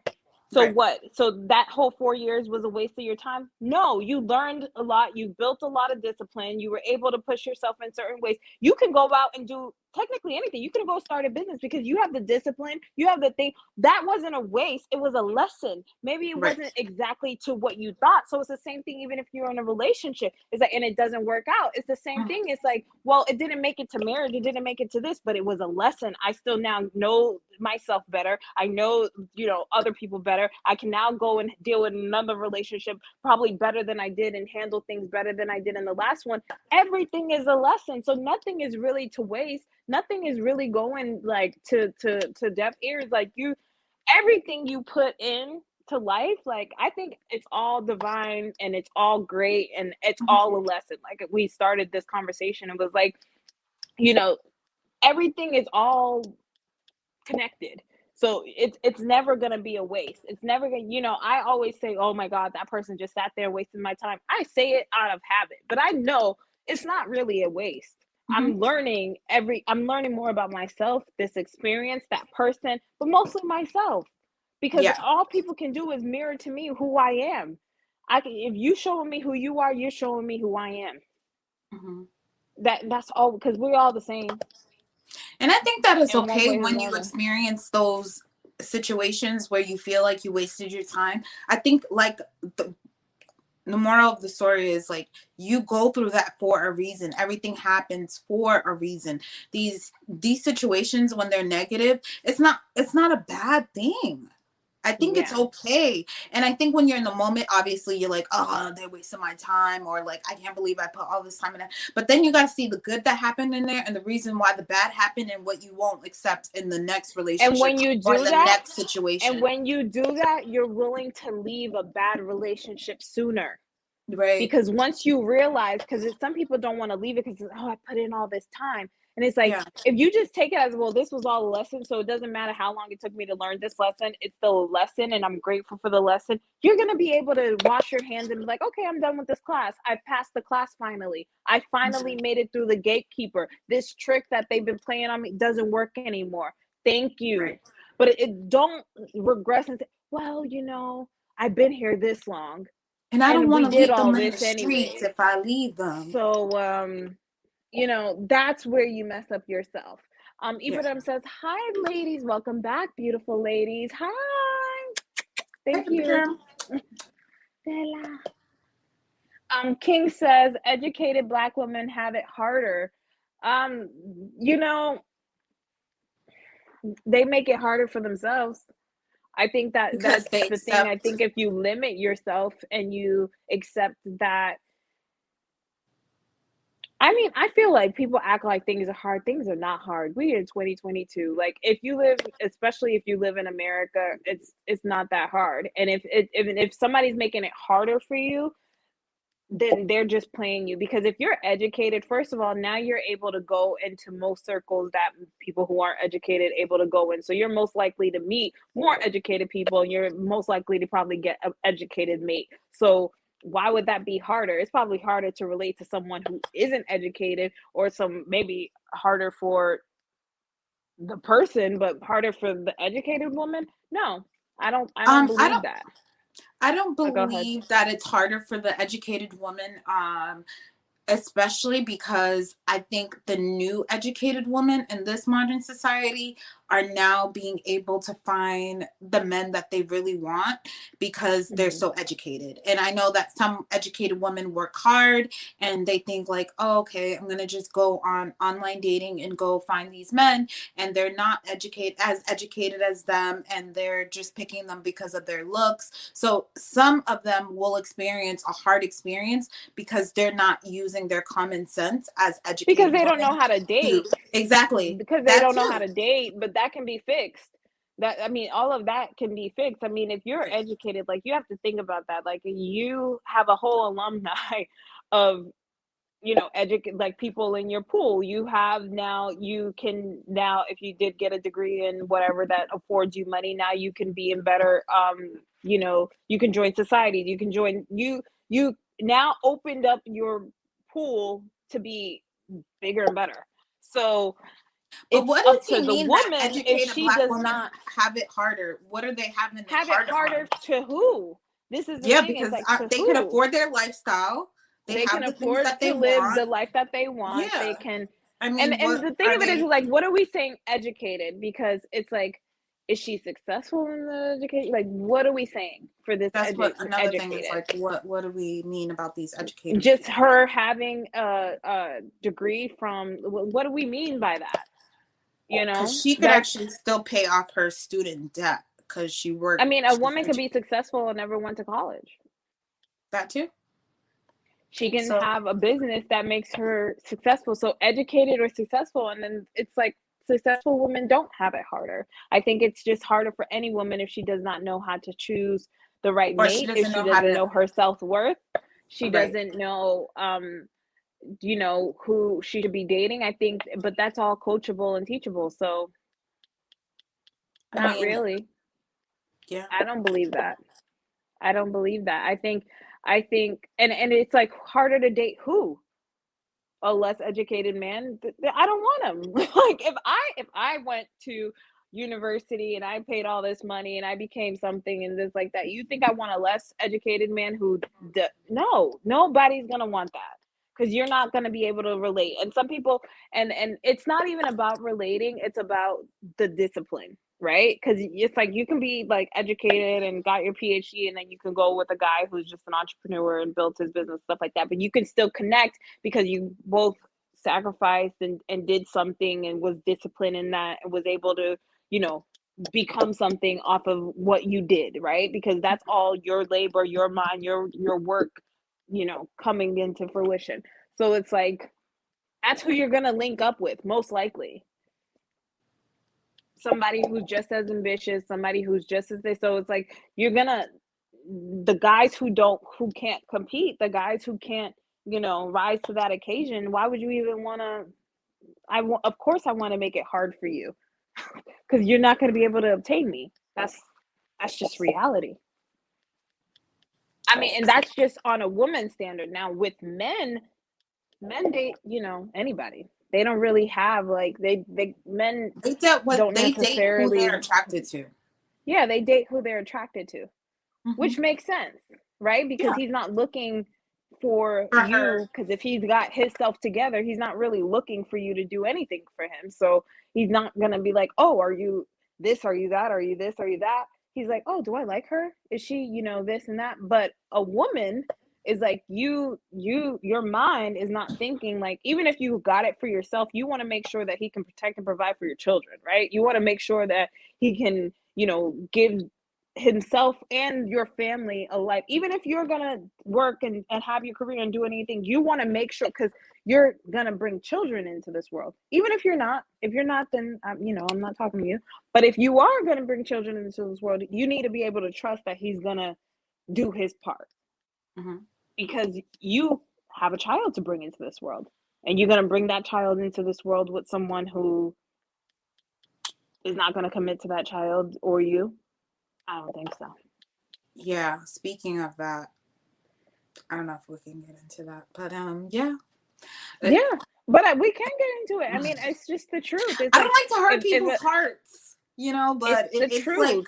like, Sorry, and that's, you can't sit there and you gotta really, like, when we're thinking about creating a family with someone or procreating just to procreate, you have to think about if this person is willing to be a real man or father to this child. Is he financially stable to be able to take care of these children? Like, some people are not on the assistance. So what if this how much kid do they gets say sick? a child is? Like $100,000, huh? Or something like that. They're like $100,000, like, for each child you should be making, or something like that. So it's like, do people if follow that that guy rule? is not. No, people don't follow that rule. Clearly, people are not following that rule. But it's like, but that's a true statement. Is like, because kids are expensive. Kids are expensive, and my daughter made me buy you her as a a parent. fishes. It's like, you gotta now, right? But as a parent, you gotta now take care of this kid and yourself. It's like, and then it's like, it's not even just like, oh, just because you still have like, to look no, good. but you still have to live too, right? So you still have to be that, like, I still have to be Catherine. Like, no matter if I have a Sinai, I still need to be Catherine. I have to make sure who's gonna feed you? You can't just feed the kid. You gotta feed yourself too. Exactly. So it's like, and you can't just dress yourself and not dress the child. You cannot just pick a job and not put your child in a great school. You got to think of all these things, and like, oh, you can't take them to a free clinic when you want to take them to a real actual doctor who is specialized into whatever, your child may have, some sickness or anything like that. You don't know what kind of children you're going to bring into this world. So that's why people are not taking the time to realize who they're procreating with. Like, maybe this person has a disease in their family that may trickle down to your family. You might have no problems, but then all of a sudden you have a kid and this person has asthma. They're allergic to this, they're allergic to that, and you're like, I don't have any allergies, I don't have anything wrong with me. And then it's because of that gene, right? So but then it's like, but then where is he? How's he gonna? Where is he? He's long gone. And that's the thing. It's like, if the guy is not. The whole idea is like, people think it's like, oh, that's an old school way of thinking of it. But if it's like, if he's not going to marry you, don't give him any children, because at the end of the day, it's like, if he's not going to marry you, or you're not going to specifically go to the clinic and get some sperm inserted in you for you to be a single mom by choice, because that is a thing. You can be like, you're like, hey, I'm at the point in my life, I want to have children. I don't have a man, and I want children, and I can take care of myself and the child. Perfectly fine. You do that. Hopefully, you get enough male role models around that child. So, it takes a village. You can raise a kid, obviously, without, you can put filler people in, right? But that's not the case in most cases. In most cases, women are giving up their womb to men who didn't even say that he was going to commit to you. Or maybe he did say it, but he still hasn't done it. There's no commitment to you in the reality of it. And I hate when people do, oh, well, marriage, there's no commitment to you unless he marries you. Because legally, that's the commitment to you. And so, the same way, like, legally, like, he could be committed to that child because they can force him to pay for that child. Because it's, hey, that's your blood, that's your semen, that, hey, that's you. But you as the individual, if you do not get that man to commit to you, then how you even gonna trust him? Why would you trust me? And I mean, it takes a while for me to trust people, like, for real, because I already see people. I know the game. Like, I see you, girl. I'm like, you finessing me the same way I would have finessed you. So come on. You gassing me up, you saying whatever you need to say. Like, people know finesse. Stop acting like you don't know, like, finesse. So unless you're gonna show me something for real, you finessing me, right? That's just the reality. Right. I mean, being in LA long enough, you realize people will tell you big dreams, Oh they yeah. finessing you the whole time, right? So Of it's course. like, so then if he doesn't do that, why would I give you my womb? Why would I give you something so, like, I'm bringing you the greatest gift a person could give, which is bringing Yeah. life into this world, Yeah. and you're not even gonna appreciate it? How can I trust you will even appreciate it? How could You I can't. trust that? You can't trust How it. could I trust you? I I want can't. to know how these women I feel. can't. I want to know. Maybe we're just, we're just talking and we're just saying anything, but from experience, The king says black women don't marry. That's a lie. that's a Black lie. men They don't definitely marry. marry. They might not be It's marrying black men, black but they are men married.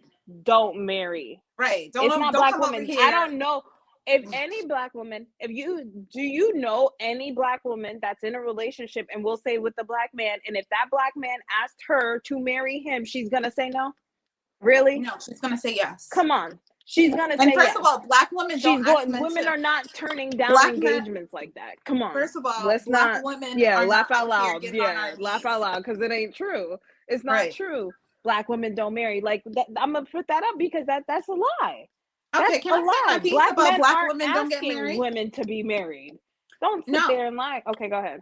Well, black women, first of all, black women are out here married, and they might not be marrying you black men, but there they're are out plenty here of black being women married. Yeah. And a lot of black women are not wasting My time. mother, which was a black woman, was married. So right, my mom is a black woman, is married. So black women do marry. That's a lie, but go ahead. There's black women who are in marriages today, and right, long-term marriages. Right. Many years. Trickle down. Black women marry. Black men, you guys don't marry. You don't commit. You don't have a commitment in your soul. You can't even commit to your children.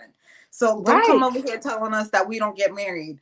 But you can't sit there and say that black women don't even want to get married. They do want to get married. Want to Most get women married. want to get married. They Most women want to get married, but they're not going to marry. But the thing of it is, there's a lot of black women that's not going to marry the dusty.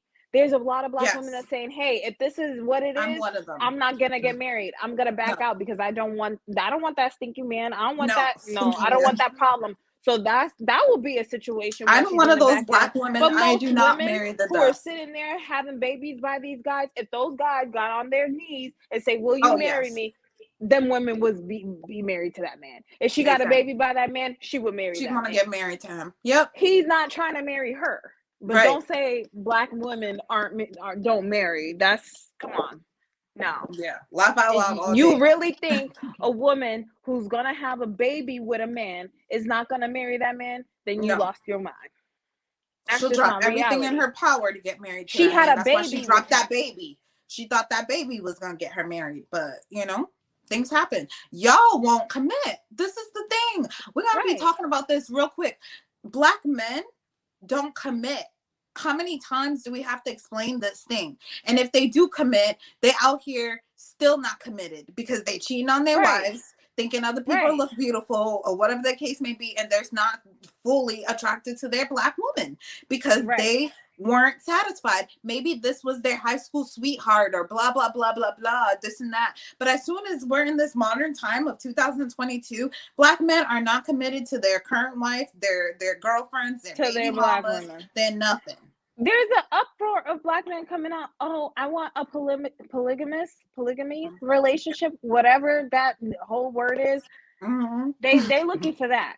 Okay. Right. And that's then what they're looking for long-term situationships. Yeah. Yep. Okay. Situationships, no relationships. And they love to have baby mamas and their drama. That's what they are promoted to have, and that is what they have. Black men have not been conditioned and programmed to marry. Now, if the conditioning and the programming was to marry, then a lot more of them would do it, but that's not the conditioning or the programming. But yeah. Their condition is to run away. King says, rich black men marry out, fair deal. And those guys who marry out is usually they just get played themselves. Mm-hmm. Because those women already know that you out here self-hating. And I mean, this is the thing. Men kind of lose because they don't realize that they think with their penis and women think with their minds. So a lot of the time, right, a lot of the time, women of other races that aren't Black, they will marry and have children and do that with rich Black men because they are rich, not because of anything else, not because they're Black men, because they are rich. And then being a Black man, they already know that the Black man already is like gonna love them because they are, you know, not Black. Yeah. So this is all the psychology going on. So this is why you have the Brittany Renners and the stuff like that can come out and say, oh, you want to hit a lick? This is how you get a basketball player. This is how you get it. Because we already know the mentality of Black men. So this is like, I mean, we can go into the whole thing, but in the actuality, men who are supposedly rich, I mean, look at it. They all get in divorces. And what do those women do? Take all the money and say, peace out, and go to a white man if they're accepted there. Or they'll go to another Black man that's got the money, take his money, and do the same thing over and over again. How about Dr. Dre? His wife was exactly. Black, Dr. right? Dre was a white, yeah, exactly. And what she do? She got her money out of that. And she got and she left. Because we all know she knew he was beating up women a long time ago, but she was like, I'll get beat up for a check. Right. Because that's what they'll sacrifice. This is all when they're dating these rich do you really Black think men. Women don't realize how Black men treat their own women? So if they already realize how you're treating their own woman, then they see that you're gonna willing to take your money and invest it in a different, not even in your own woman, in another woman, then you don't even love yourself that much. So you deserve to get licked. This is like, come on, people finesse people. This is like, people actually think like, I don't know what they're thinking, but it's all a finesse. It is. These women are way smarter. If you're gonna even be in the circles with that Black man, if you didn't know, the girl next to you is gonna tell you, oh girl, you better get that man. He like you. Let me tell you what to do. That's what happens. When I came into LA, you know how many girls hit me the game? I didn't know nothing. What they do? Okay. Oh, that person. So this is what you're gonna do. This is how you're gonna head it. If you don't know, some girl's gonna tell you how to do it, and then you'll be a fool not to do it. This is the reality. And this is what I tell you. Coming to LA, it brought me up to speed. It showed me, oh, you thinking this is all this. That's not the reality. That's just not the truth. And so a lot of men, they, end up getting played because they don't think with their heads. They think with the down there. And if you already thinking like that, then you already getting played. Because most of these women can't really be in a relationship with you and be seriously, because their own community will disown them and look at them like, what are you doing with this guy? So you're going to put all of that, what, in the name of love? No, that's in the name of money. They know that. Yeah. Come on. At the end of the day, they know that. Money. Everybody's here for a reason. You're here because she's attractive. She's your ideal woman. And she's here because you're rich. Not because you're Black, but because you're rich. Because you're rich. So, and because you're Black, because now she can take your money because she knows that you're going to just worship her because she's not Black. Exactly. Because of your own like I said, you're her ideal. That's your ideal girl. Right. So that's always wanted that. So she knows that she gets that little special treatment because she's, something you like, that's something different. You don't want what looks like your mother. And then what happens with those Black men who do that? They come running divorced. Back to Black women later. Oh yeah, because they're not getting, because they finally want and now they love. Say, I had a guy who was sitting there. He was trying to talk to me. Was engaged before to a whole white woman. She ended up cheating on him with her ex-boyfriend, right? That probably didn't even have as much money as he did, but she ended up cheating on him because she really wanted to be with her ex-boyfriend, who was like some conservative white guy or whatever. She kept talking about him. I met her later on, but didn't know that this was the situation. But anyways, then he want to come back and say, oh, you know what? I just want a Black girl. Like, I just want to be with a Black woman, like, I don't want to date out. I want to just be with a Black woman. I see myself with a Black woman. And then and I was like, oh, okay, but you dated like, white women. You was engaged to a white woman. So, then it's okay for black women to date white men then, right? He's like, oh no, black women, no, I don't like to see that. I don't like to see no black woman date no white man. She need to be dating a black man, especially, especially a woman like you. You a beautiful black woman. I wouldn't want to see you with no white man. So let me get this straight. You're okay dating a white woman, but you're not okay with black women dating a white man. Everybody in the comments who's a black person. I want to know what you guys think. Do you guys think it's okay for black women to date outside their race? And is it okay for black men to date outside their race? I've even had black men who've had babies with white women. Right. And then turn around and say, oh, you can't be dating no white man. Right. You had a whole baby with a white woman. But because and then when you do date a white man, and you see in your own situation, you're like, oh, but now I want to date black women, and they can't be going to the other race. Oh, but she can't go do what you just did. No, she can't do what she's doing. She has more success what she does what you just did, and you don't have success when you do what you did, because we all know the rates of when black men marry white women, they have a higher divorce rate. Even when black men and black women marry, white women and black men have like the lowest. They have the highest divorce rate, right?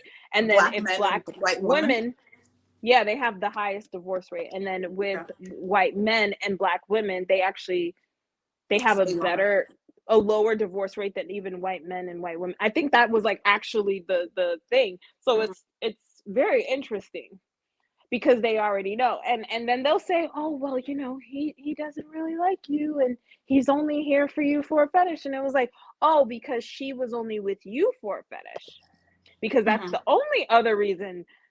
I mean, come on, people. And it's so crazy, because when you're dating outside of your race, right? And I know I was dating outside of my race, and this guy that I'm close with told me, he was like, oh, I didn't know you was zaddy worshiping. Excuse me? King says, Kat and Issa, with all of this, your love and relationship knowledge and ideas, it's very risky for you guys. Laugh out loud. I love the way you guys tackle Quest. I mean, it's not risky for me because I'm already in a relationship. Risky for what? I don't know. Like, risky for what reason? For what? It's actually pretty good to have this type of knowledge. He says black men marry white women because of poverty. Laugh out loud. Usually that black man isn't. I feel like he's a provider to his white woman sometimes. Or she wouldn't really be there unless she wouldn't be there. Like obviously a bottom shelf Becky and overweight, and you know that's a different story. Then y'all know used. What type of white woman y'all use. Yeah, because once you're a black man, you get the one that the white man don't want. Right. You're dating a heavy set white woman. You're there because you want her to take care of her. You want her to take care of you, because clearly you're not attracted to her unless you're attracted to big that women. Even lowers you as a man. It's like, dang, you don't want to work so bad that you're going to just get a woman that you're not even attracted to take care of you. That right there is horrible. That's black men for you, and white men in all other kind of. That's just a dusty man, period. That is a dusty man. What race you are, like you're just dusty. To go marry and be with a woman that you're not even attracted to, just so you can not work. Some of them do it because they also black men love children. I don't get it. They love children so much. They want to create. I think black men. It's not that they love children. They just they love to create children in the world and leave them alone. They just like having irresponsible sex. It's not that they love children. It's not that they want to create children. They would love if a woman will continue to have abortions and take Plan Bs, but these women aren't doing it because they're just, in the delusion, and they think that this is going to bring them closer, but they just don't like being responsible. No, they don't. I don't even think that they like using condoms. So I think that's exactly why most men that's happening in the community. Oh yeah, it Most doesn't men matter if you're don't. black, white, whatever. It's just men, period. Right. They hate that condom stuff. They rather just go raw. And that's why there's a lot of children in this world. But a lot of black men who do have children, they want to make this beautiful baby, which will come from this Caucasian woman in herself or an Asian woman. They just want, their family line to be more exotic than what they have in their current family because they're a hater and they don't like black people But then because in they're mad that they reality, were he's born not even black. going to be part of the family. That's the Right. reality. Is like you're creating something that you're not even going to be a part of. Because in Yeah. the reality of it, most women who are Caucasian, they have children with black men. Those children end up growing up and then just being with another Caucasian person, and then so they actually just become white again. So they just reproduce and become white, and then their lineage is just come in white, and the black man never existed because they'll just wash you out with reproduction. Because it's not that it's not they're not even staying there for the white woman. You know, they're not even being faithful to the white woman. Adele had to cancel her whole tour, her whole show in Vegas because she's dealing with a black man that's giving her a hard time, and she couldn't even keep it together and do a tour. So even if he is, black men are just not committed. They're so black men are. Even if you're successful, you're Adele, you're doing that. He's still don't gonna care. cheat on you. They don't care. I'm telling you, no it's not programmed in them. It's not programmed for them to act like that. Right. That's why they'll sit there and say it's not natural to be, just in a monogamous relationship, just with one woman. One woman. And that's all nations. I mean, go to Africa. They have how many wives? That's promoted. Because, women's like, oh, well, I'll just go get an African man. He's going to do worse. The same thing. Oh, I'll just go and find this man. He's going to do worse. He's going to just use you. You can't go anywhere. Because if you go to any of these black countries and you're American, first of all, you're a come up. You're a come up. Anybody coming from, if you go into another country to find anybody, just know, and you're American man or woman, you are a come up to that person, period. Absolutely. Not saying like, say if you're, just as a first world country, like, America, UK, something like that, then that won't be the case. But if it's any other country, that's second, third world country, yeah, you're going to be definitely a come up. Yeah. You're a come up. For sure. And once he gets on his feet, we all know where he's going to go. He may still date black women, but he's going to get a hotter, younger woman who didn't know about paying all the bills. No. And, she's looking at him like, oh, he's the man. He just paid, he gave me money and did this, not knowing that his wife was funding the whole thing. Yeah. And she's going to look at him like, he's the man. And then she's mad at him forever because he didn't give her that experience. Because why? Right. He took care of him.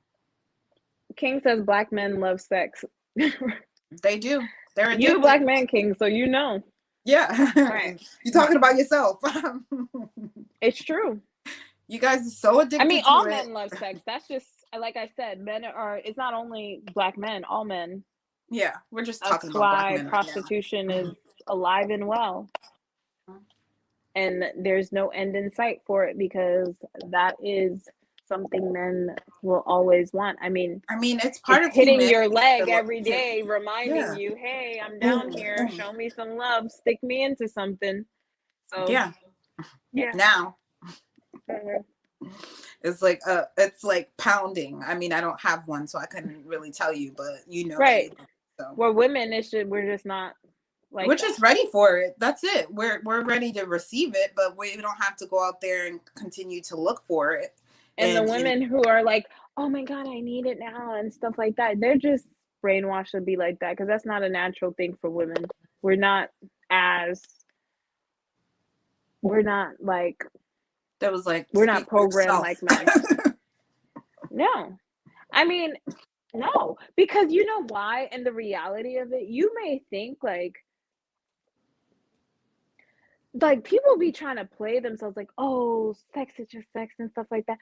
It's not really for women like that. If you're gonna have intercourse and have sex with somebody, you're gonna want that person to really love you and want you and really be there with you, and is gonna really you want that emotional connection with them, and you want And to you trust want that them in that. commitment from them. You don't want to With just men, you continue to don't.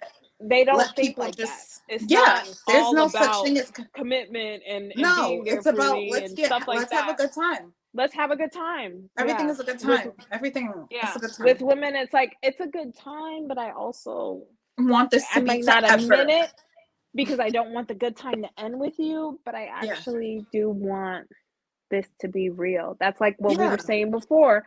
No woman is, unless, she knows her worth. No Black woman is really sitting there turning down engagements with guys that they, first of all, had children with. Oh yeah. I don't really see that happening. I don't. Well, unless you're over him and you're done, then maybe not. Yeah, if you're over him and done with him, but I'm talking about if you're like full blown in the baby mama stage and trying to make have this some work. type of relationship, if he got down on his knees and was like, you're saying yes, marry me, you're saying yes. Even if he is a dusty, you're still saying yes. Because you want to make sure that you have, a real family. You're not walking around just having children and then your hands are empty. No rings. Right. I mean, I need my ring. Okay. Right. I'm just not making any commitments with people unless there's a ring. Don't let these guys fertilize your egg and use up your womb. Your eggs are not going anywhere. Carry a baby for somebody for free. And it's for free. It's like, yo, you gonna make me do all this and not stick around and you want me to do this for free? Yeah. That's not very American. You want me to get fat? I believe in a capitalist society, have honey. A baby, I need to be compensated for this work. You want me to have morning sickness, and you want me to look fat, and you want my nose stretch to grow, marks, and you want everything, overweight. And I just lost weight last week. Lose some hair. Right. I lost weight last week, and I started looking much better. And now you're telling me I need to go get pregnant? No. Right. For you who didn't commit to me, didn't give me anything, didn't get on one anything. knee. Didn't get on one knee. Didn't buy us a house. Didn't get us a house. Something different. You ain't did shit. Didn't even go get a job. You want me to give you a baby? Stop it. Didn't even get a job. Didn't even get a job while I was pregnant. I was like, dang. I'm still working? Hell no. Hell to the no. Stop it. And claiming stay at home dad. Like, no, I am not having a baby for you to stay home. Why are you staying home? Girl, we've been here for 2 hours. We need to go. Okay, well then we gotta go because this is gonna keep getting real. It's like that one always trips me up with these. I'll be a stay-at-home dad. I had the baby. I want to be a stay-at-home mom. Go get 20 jobs. Stay home and you didn't even push a baby out. You wasn't even carrying the baby and you want to stay home? Stay home. You gotta check these men because they can check. Because if I go outside and work, I'm gonna go get another man. Right. Because I'm gonna go get that boss, or I'm gonna get the guy who keeps flirting with me. Because apparently you don't want me to be your wife. No. You just want me to be your baby mom. And if I was a surrogate, no, because now you want me to be a surrogate. That means you want me to have the baby and give it to you. So since I'm a surrogate, let me go on with my life. I ain't taking care of no baby, and that's your baby. Period.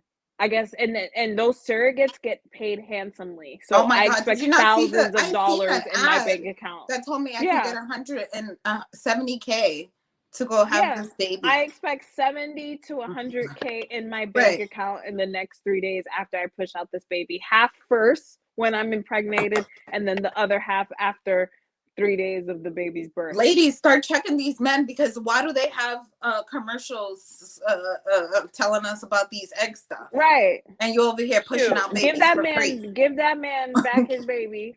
And say, here you go. Here's you want to stay at home. Okay, well here you go, surrogate. Right. I'm your surrogate. Here's this baby. And you stay at home, stay at your own home. You ain't staying in my home because check these men. These black men and all these racist men that treat you like crap. These clowns. You gonna stay home and hang out with the baby and play video games, and you want me to go work while my pussy just got stitched up. Okay, right. Let me just can't even pee properly. Okay, got it. Clown. That's what you're telling me that I am. You know, women they don't realize called disrespect. This is why we can't be in these Very predicaments. disrespectful. Because we'll make So these if men you're cry. saying, you know, good luck on the tackling the quest, if that's the test, then I don't think a ring will save you. One of my girls is married but still she run married a things. Dusty. I need advice, because she married the wrong type of guy. Exactly. And the ring is not supposed to save you. It's supposed to secure the situation. That, okay, first of all, if you end up messing up, that's you gonna have to pay. Mm-hmm. See, this is you protecting yourself. But if you marry a Dusty that don't got nothing, then what was the this is the thing. I would never marry somebody just to be married, not just to have the ring. No, like, it's not about that. It's not even about his money. It's about the love that you carry for. This is a partnership. I'm married to the partnership of it all. Right. Like, it comes down to that. If he's not your partner, yeah, then no. Why would you even marry? That's exactly the whole thing about we're not just marrying because we want a ring on our finger. The ring is beautiful. It's a nice statement. Like, I always have a ring, but it's not like defined. It's not saving a goddamn thing. It's actually just beautiful on my hand.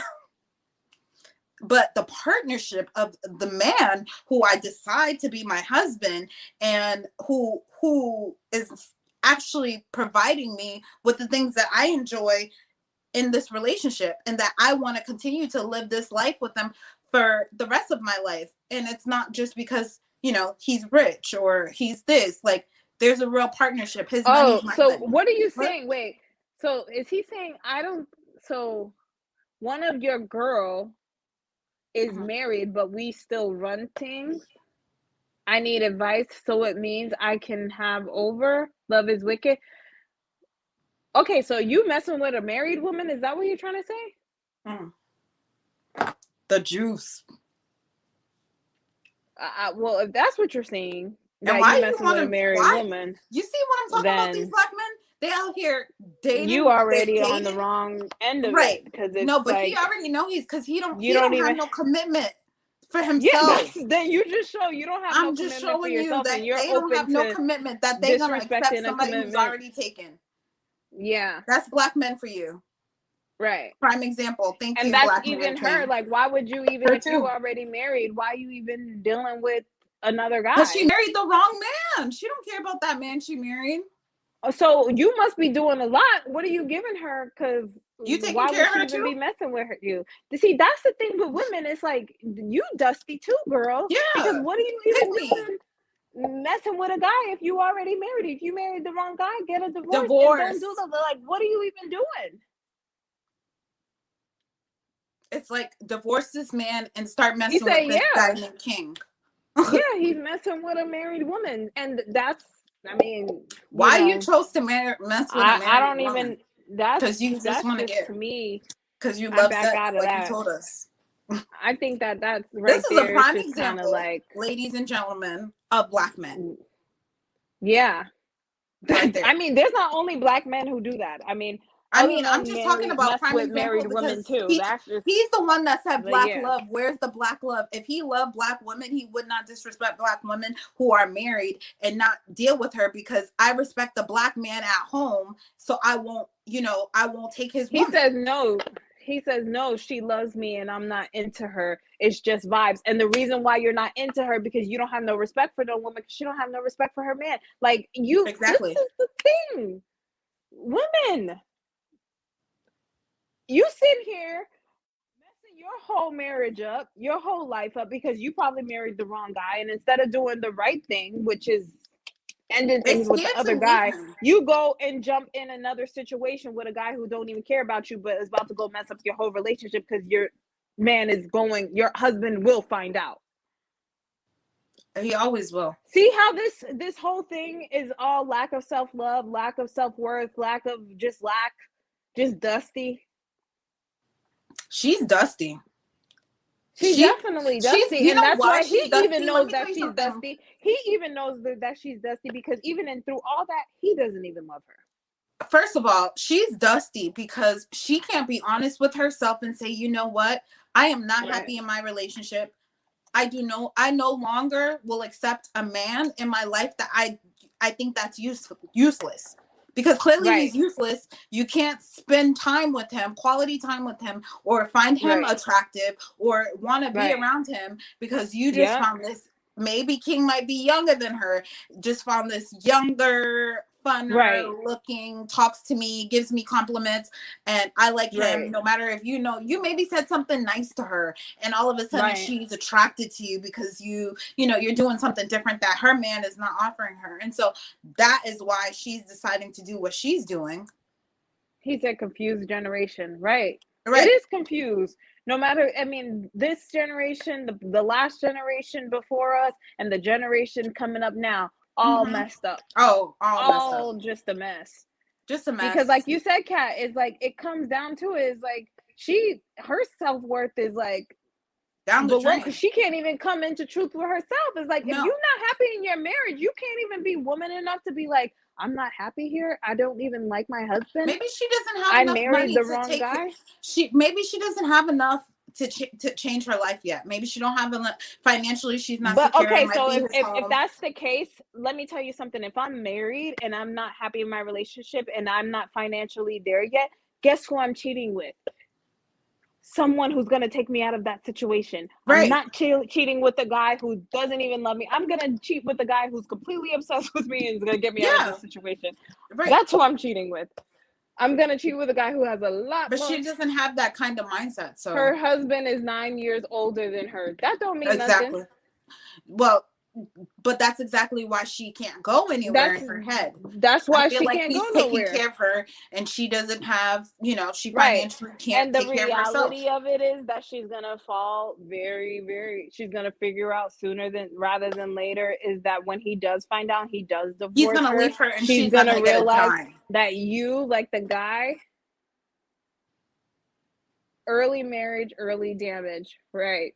But she's gonna figure out that you, like the rest of these guys out here, aren't gonna love her, aren't gonna take her seriously, because at the end of the day, she didn't take herself seriously. And it's okay. That's the thing. You learn, obviously, but I mean, I don't know, how old is she? You'll let us know how old she is, and then we'll do the rest of the math. But if it's coming, she sounds pretty young, and that's like just like a young dumb thing to do, but she's gonna learn. But messing with a guy who's not even like into you like that, saying that is just vibes, for me to cheat on my husband with a guy for just vibes, like, nah, that's not happening. I don't even care if I don't love the guy. Like, I'll pick up a hobby.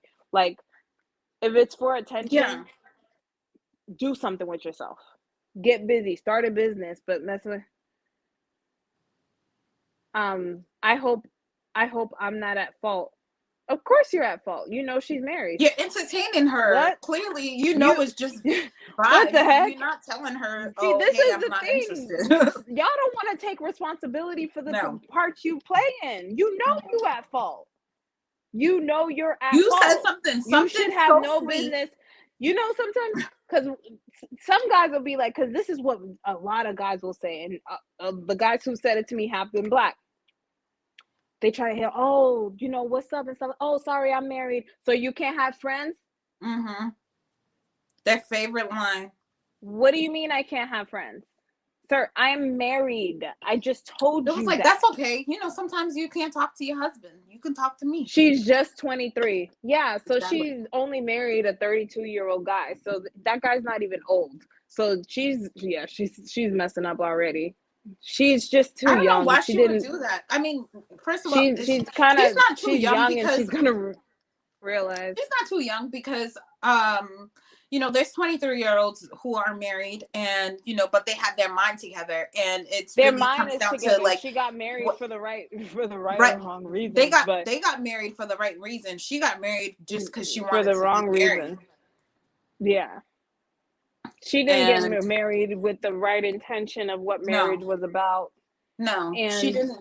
They're only going to get divorced because she's so young, and she's going to change. By the time she's 27, 28, she's going to become a different person and move further and further away from her man. And if they get married, divorced before then, she's probably gonna start even regretting getting divorced by that time, because she's gonna be like, She couldn't dang, just these talk to streets him. ain't really, yeah, these There's streets ain't nothing out really what I there. thought they were. And I was Mm-mm. sitting here cheating on him with another guy who doesn't even care about me. And you think, you say you're innocent, but you're not, because you know she's married. You don't have innocence here. What innocent? The red tape is, she is taken. And you're like, but I'm still gonna go there because she's allowing me to. What the hell? No, you're not innocent. And why do you even want to claim innocence? See, this is the thing. It's like, if you're gonna do your dirt, be honest about it. Stop. Don't be a coward and say, I'm innocent. I'm innocent. When you know you're not innocent. You know how you're innocent? If you're ignorant. If you didn't know she was married, but you knew she was married and you still did it. You even know the situation in there. So instead of minding your business and saying, dang, that's crazy, you need to go handle that, you sat there and said, this is a good time to put my penis inside of you. So yes, how you know he did that? Maybe he didn't do that. Maybe he didn't do that. Maybe he didn't do all those things that you said. He probably said something sweet to her. What did he say? What did he say in the beginning? I can't see. One of my girls. So not even, that's one of his girls. See? So that means that you have other girls. He got a train back there. See? These guys be telling you their truth. No one innocence. Of my girls. There's no innocence. Okay, so well, I'm gonna get off topic on that real quick, because there was even a post, a girl on TikTok, she was sitting there, and I showed you the video, and I want to play it, but I don't have it here, so I can't pull it up. But I'll give you guys the details. I could play the sound. No, but I want to do the actual video, so if you could send me the video. Oh, you want to? Oh, okay. She's cute because other people put it on. But you know, I could explain it. No, but I like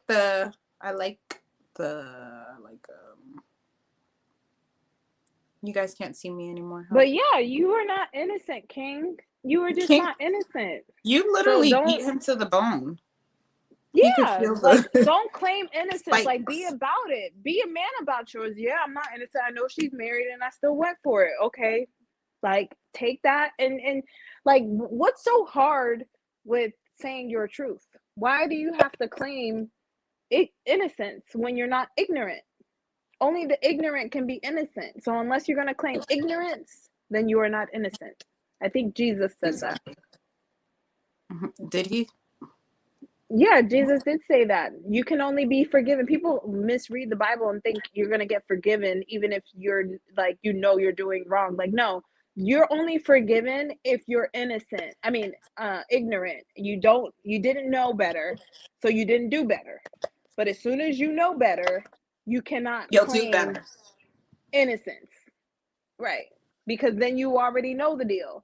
Because that's the same thing. It's like, oh, if I go and I got burnt by some fire and I'm like, oh, I never touched fire before, so I got burnt.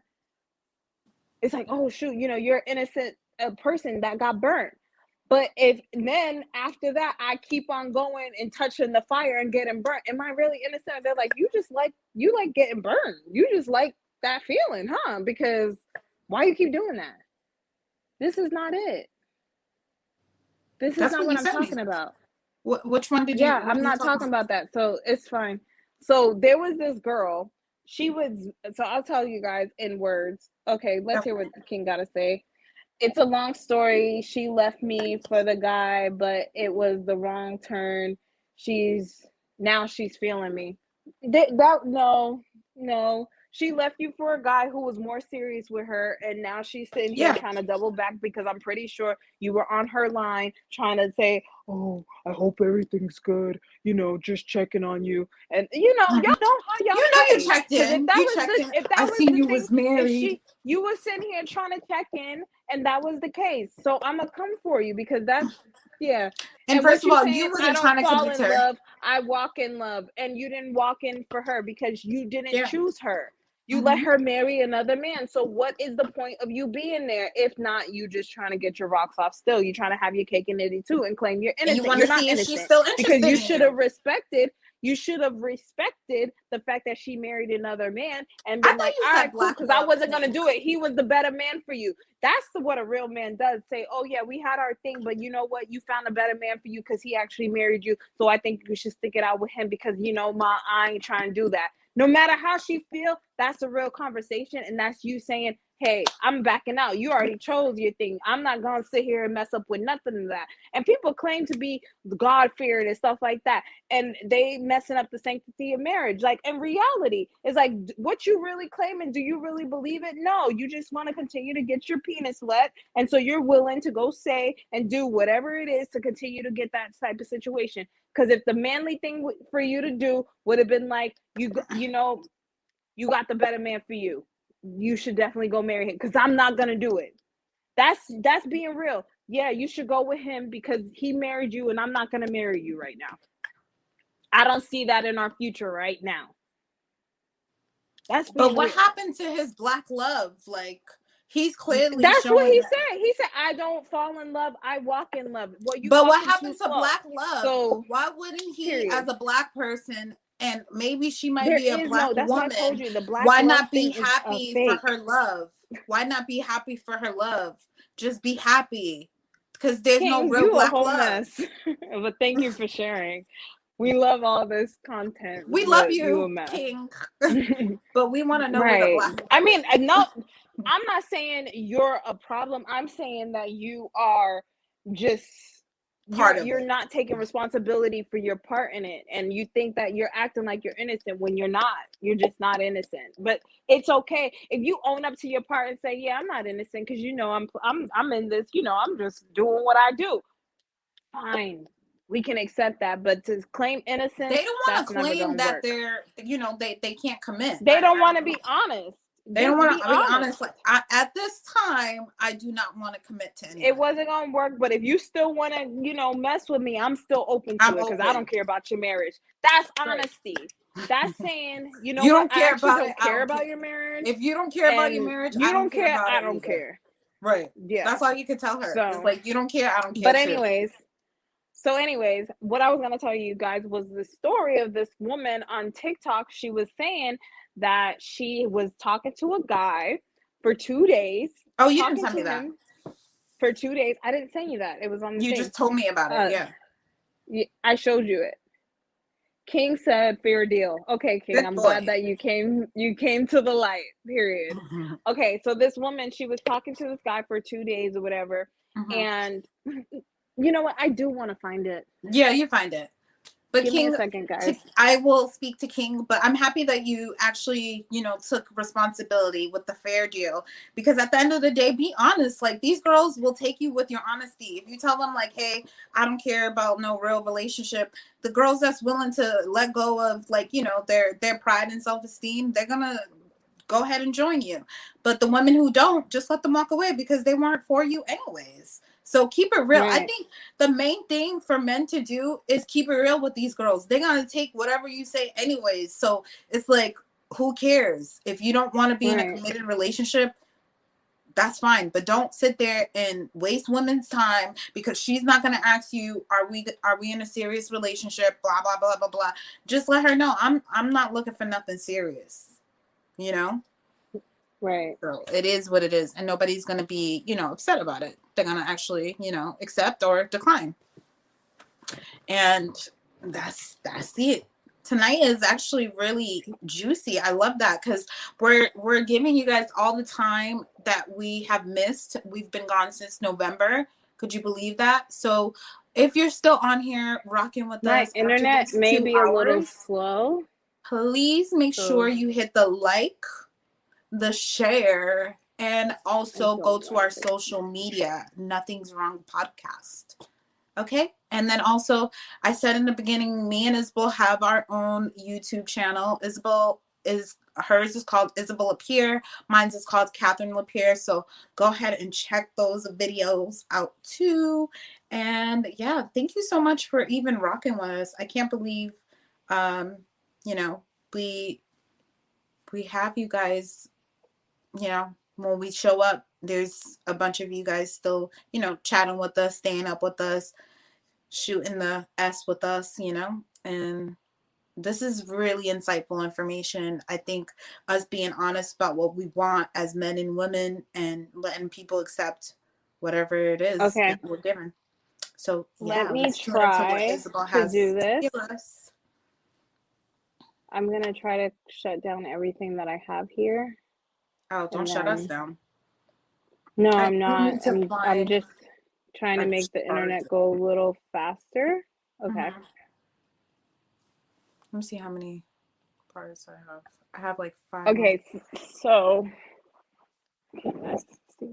okay. All right. Let me just. I'm glad that you found it. But I do need to find a charger before my things die.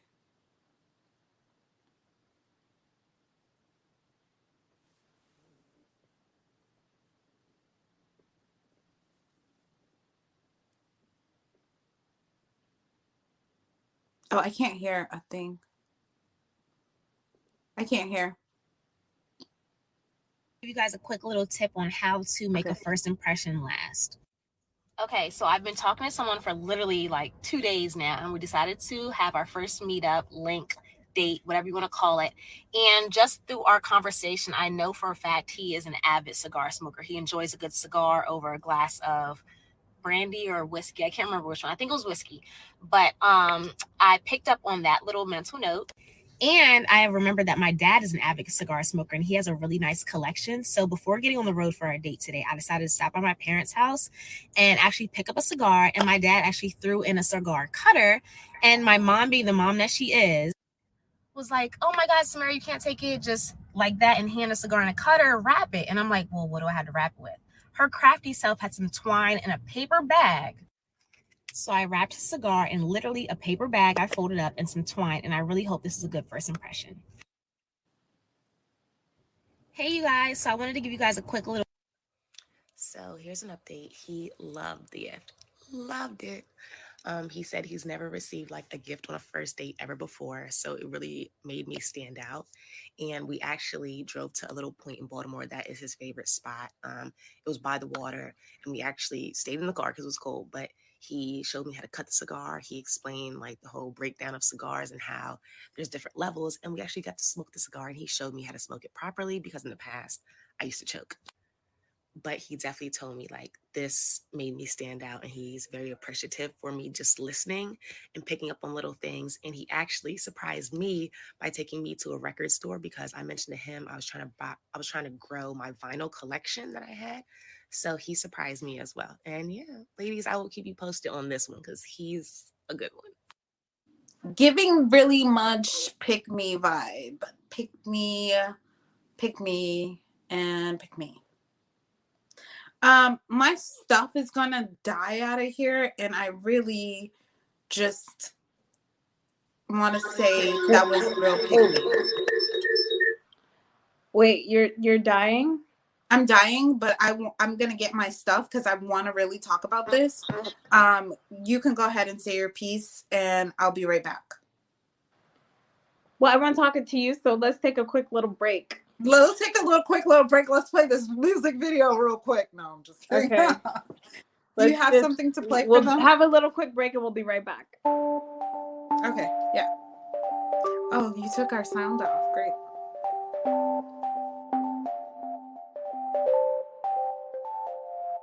Oh, that's hot.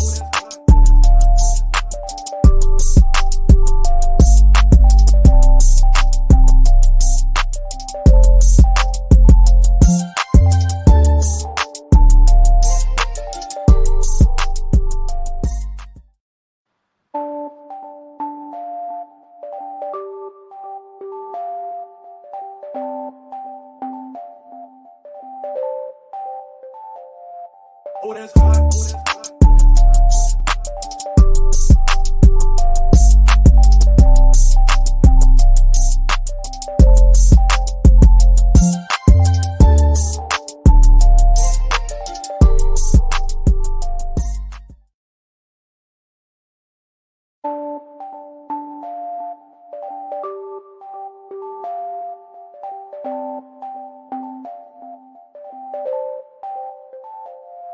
Oh,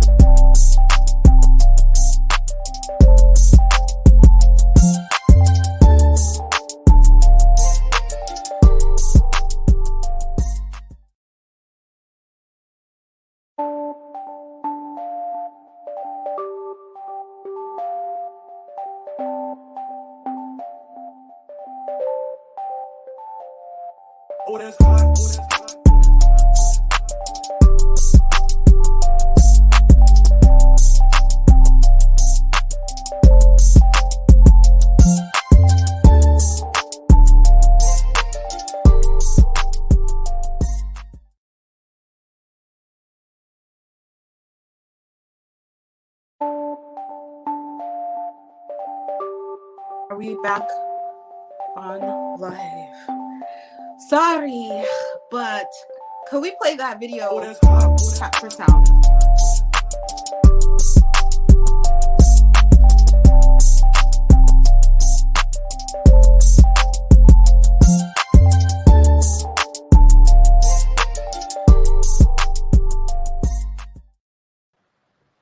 Hey guys, Hello. we're Are we back. back on? Are we live, Charlamagne? Are we live, Charlie? Can we play that video back one more time? I knew you was gonna say that. One more time for the people who missed it. Okay. For the people who don't understand what's going on. For the people in the back that came late. Right. Some people just tuned in. Shoot. We've been here for 2 hours and 21 minutes. Have we? That's what it says. This is fun. Okay, I'm gonna put it back on for you guys, and we're gonna run through it one more time. Cause I wanna, She's special. Just wanna dig a little deep in that. Mm-hmm. Maybe we missed some information. Okay.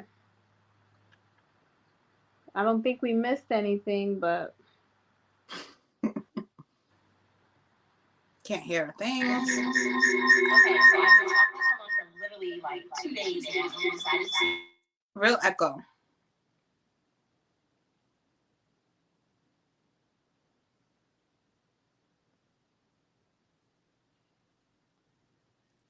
Can't hear a thing. you couldn't hear? No echo. How could you not hear? That's so weird. Okay.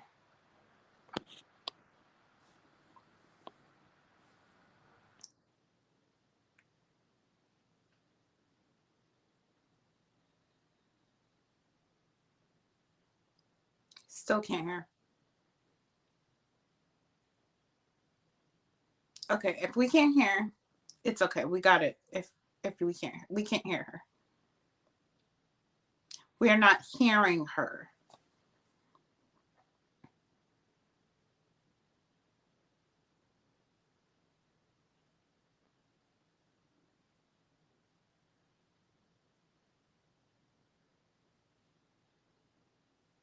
It's okay.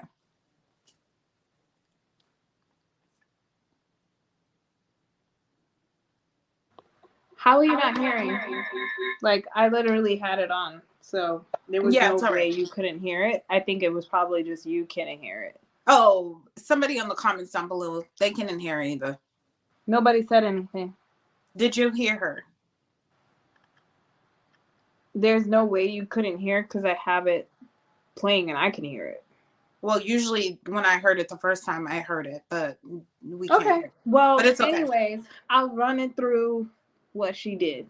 So she was talking to a guy for 2 days, and she thought it was a good idea to bring him a gift on the first day. He said no sound. Okay. I want you guys to hear it. Okay. Okay, then work your magic. Let me just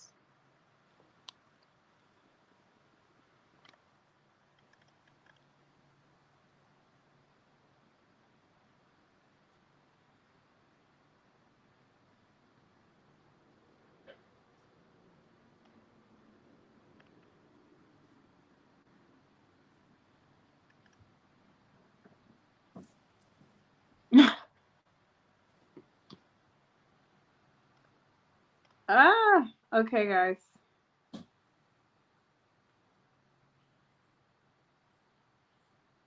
All right.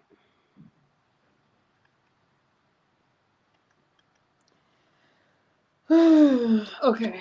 I'm going to figure this out. Okay. Well, we'll wait for her to figure it out. And yeah. So you saying that somebody met somebody 2 days, met them in person. This is just a recap. Met them in person. Woman buys a gift. Actually didn't buy a gift. Got a gift that matches the man she met in 2 days' personality. Correct? And she thought to make an impression. First of all, let's just add it in and let's try again. Nothing. No sound. It's not even playing. It's playing. Okay, But echo. Echo. Have our first meetup, date, whatever you want to call it. And just through our conversation, I know for a fact he is an advocate. Echo. Enjoys a good cigar over a glass of. Now we can't hear anything.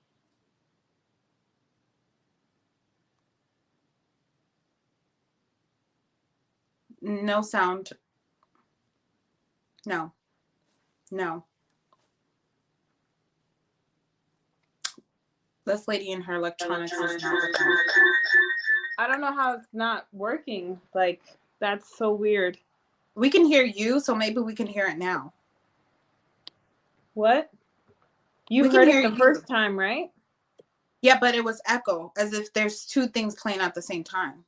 Yeah, because I can hear it on here, and that's why I muted my mic on here. Hold on. Technology. It's okay. You don't have to be, Y'all just gonna have to take what I'm saying. Okay, just put your computer or something far away. We can't hear.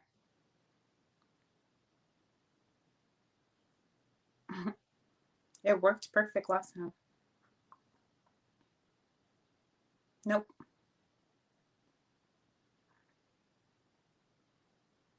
Just put the echo and just put whatever is close by for a little further.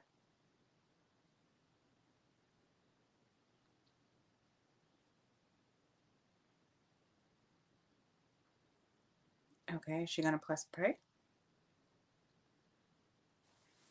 Well, we can't hear a thing. You went away and we still can't hear. Not working. No sound. I hear you. I can hear you. Oh, okay. Well, we can't hear her. It's okay. We need to employ an engineer. Yeah, we do need to employ an engineer. Okay, You guys yeah, already know the beginning of this podcast a That's year why ago when we used to have audio issues. It ain't my fault. Okay. I do the best I can. If you think so, there's always hit up the Cash App at $ Nothing's Wrong Pod, and we can definitely hire and employ an engineer. So basically, I'll give you guys a rundown of what was said. You can actually go back in the video when we did play and the sound was there. She basically said that she was talking to a guy for 2 days. They decided that they were going to meet up after the 2 days. She remembered in a conversation with him that he said he likes to smoke cigars. Her father smoked cigars as well. So she decided it would be a good idea to bring him a gift of a cigar from her dad's collection. When she went to her family's house, her dad gave her the cigar, and a cutter, and her mother told her to wrap up the gift. She goes on the date, which was actually a car date. It wasn't even a dinner date. They were just sitting in the car to overlook his favorite spot on a lake for them to look out in. She brought him the cigar. He said, "Wow, this is great. I've never received a gift on the first date." He said that it gave a great impression and it made her stand out. She said that they then he taught her about the cigar. They smoked the cigar together and he taught her how to smoke the cigar. And then he brought her to a record store because he remembered that she wanted to build on her vinyl collection. And so he brought her to the record store and she thought that this was a great date and he's a pretty good catch. So okay. I'm still. So let's start at the beginning. Pick me vibe. It's all when she's telling me that she, out of the 2-day conversation, she picked up that this fella likes to smoke cigars and decided to. Before we get into it, let's see what King says. King says, Kat and Issa, is it possible that I can be streaming your podcast on my radio and publish it on our pages? I wish to have your episodes weekly if possible. It's interesting. Yes, you can definitely stream our podcast on your radio and publish it on our pages. Yeah, if you have a radio show, I mean, hit us up and we can figure that out. But yeah, you can definitely we can definitely talk about that. Yeah, being on. I didn't know that you had a podcast radio publishing page. So yeah, for sure. But go ahead. Yeah, let's talk about that. I'm just coming down with the conclusion of what Pick Me just gave us. So she vibed off of him and found out, oh, he smokes cigars. My daddy smokes cigars, so I'm gonna go with my daddy stuff. And my dad was like, okay, yeah, you can give him this. And then her mom, I thought she was gonna say, oh no, don't do that. She said, oh no, you can't give it to him cut. You need to wrap it up. So basically, she took the role as a man and brought him the date. But the thing of it is, the whole problem is, I don't care if she didn't spend money. Why are you doing what he should be doing for you? This is the thing that women keep on messing up. They keep on doing for men what they want men to do for them. She wanted him to do something like that. So she decided, I'm going to do it for him because I want him to do it for me. If he's not doing it for you, it's not his intention. The gift, if I had this idea. Why am I bringing a man a gift on the first date? And he's not even taking me. First of all, I would never do it. But he's not even taking you to dinner. You sat in a car. First of all. And if I knew that I was sitting in the car. This is a good tip for women to do. You were going, so I'm just getting to the meat and potatoes of it because it's like, this is advice that she's giving women to do, which is basically courting a man. Why would you do that? But if I was her and made that pick me decision of giving him something that belongs to my father, why would I give it to him when I noticed that we're staying in the car? Right. First of all, I No, would because never she knew she choose was to staying give in the that. car because she said we're gonna go hang out, link thing kind of thing. She didn't say a date because she knew it wasn't a date. Okay. She knew it wasn't a date. And then what did he say when she gave it to him? He said, "You stand out." That's another thing I From noticed. who? From others. That means he got a whole roster. And because you gave this, that he's like, oh, she liked me a lot. Well, yeah. Look, this is what I'm saying. Women playing the game backwards. What are y'all doing? They're so thirsty to be picked that they're trying to do things to stand out. She knew that she would stand out from others. She knew that there would be others because, first of all, they most likely found each other online. You said 2 days of speaking, and then on the second time they were deciding to link up, but not going on a date, but linking up to what? Be in the freezing cold and sit down and chat with each other. First of all, she also claimed that she was did learning, that on the phone. he taught her how to smoke a cigar good. So you mean to tell me your dad, who's a professional, never told you how to smoke a cigar, and that as a woman that you shouldn't even be smoking a cigar unless you're on the yacht shaking your ass on the yacht, like some African girls on that little TikTok thing. Right. You ain't sitting there smoking a cigar inside of a car. A car. But no, you made a good point. Your dad didn't teach. Did you just tell us your dad is it? So he didn't teach you this already? So first of all, you got a Dusty who got you sitting in the car in the cold, bringing you to overlook a lake that's cold that you can't even go outside in. He didn't even think to feed you. Then you got him like, how old is she? Look old. She's well in her 30s. You know what the other problem is the parent. And she's a cute girl. It's the parent. She started being cute when she was telling us the second problem. And that's she started being cute when she had the second because they be having moms and dads. And that's the issue with these women, because they be having moms and dads that leave them for dead and make them do stupid ass decisions. And it's just like, you sent your daughter out there, and you would think the mom would have sense when she was like, no, wrap it. Mom, did you do the same thing to get dad, or did dad do that for you? Yes. Dad is the Dusty too. All the cigars you see, I bought them. And I wrapped them real well when I gave it to him. You setting up your daughter for failure, because guess what that man's going to think? She's obsessed with me, so guess what I'm going to do? I'm going to use this whole situation to my advantage. And the girl who's not that obsessed with me, i.e. a girl like me, that's going to sit there like, oh, I just came to eat. Oh, we're not eating? First of all, I'm not going on the date if you didn't tell me the restaurant. Who's driving? She drove there and then got in his car. Get out of here. And then they watched the sunset. I don't know who's driving because she didn't say that detail. But I'm mad that she was giving advice. This was advice she was giving to women to do so they can stand out. And I'm like, girl, you're not overweight. You're not ugly. She's cute. You're actually cute. Take those glasses off. Yes, without the glass. When she was in her bed with her scarf on, no makeup, I was like, you're actually cute. Yeah, I was like, oh, no makeup, really beautiful. And you're giving advice to women to be pick-me's to a man who can't even feed you.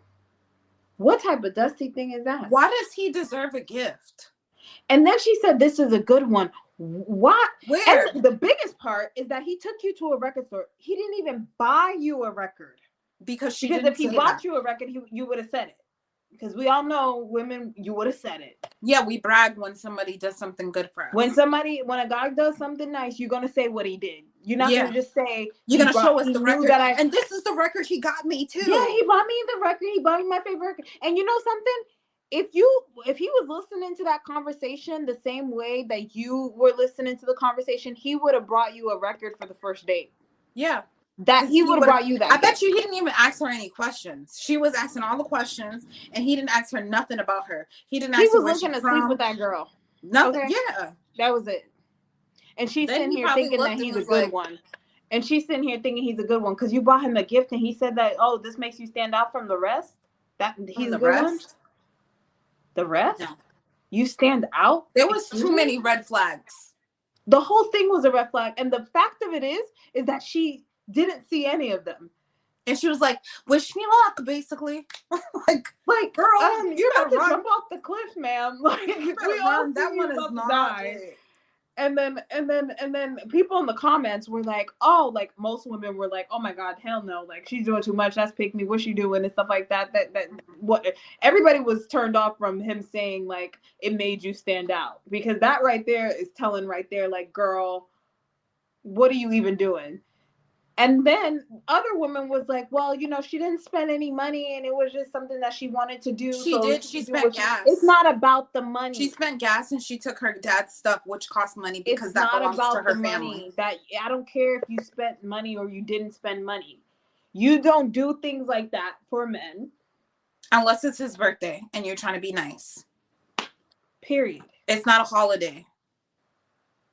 Because he doesn't you care barely about know that. This guy. Really he has support you. You really think men sit there and think, oh, she bought me. She really was listening to me, and she did that. No, he's gonna forget that you did that for him. That's what women do.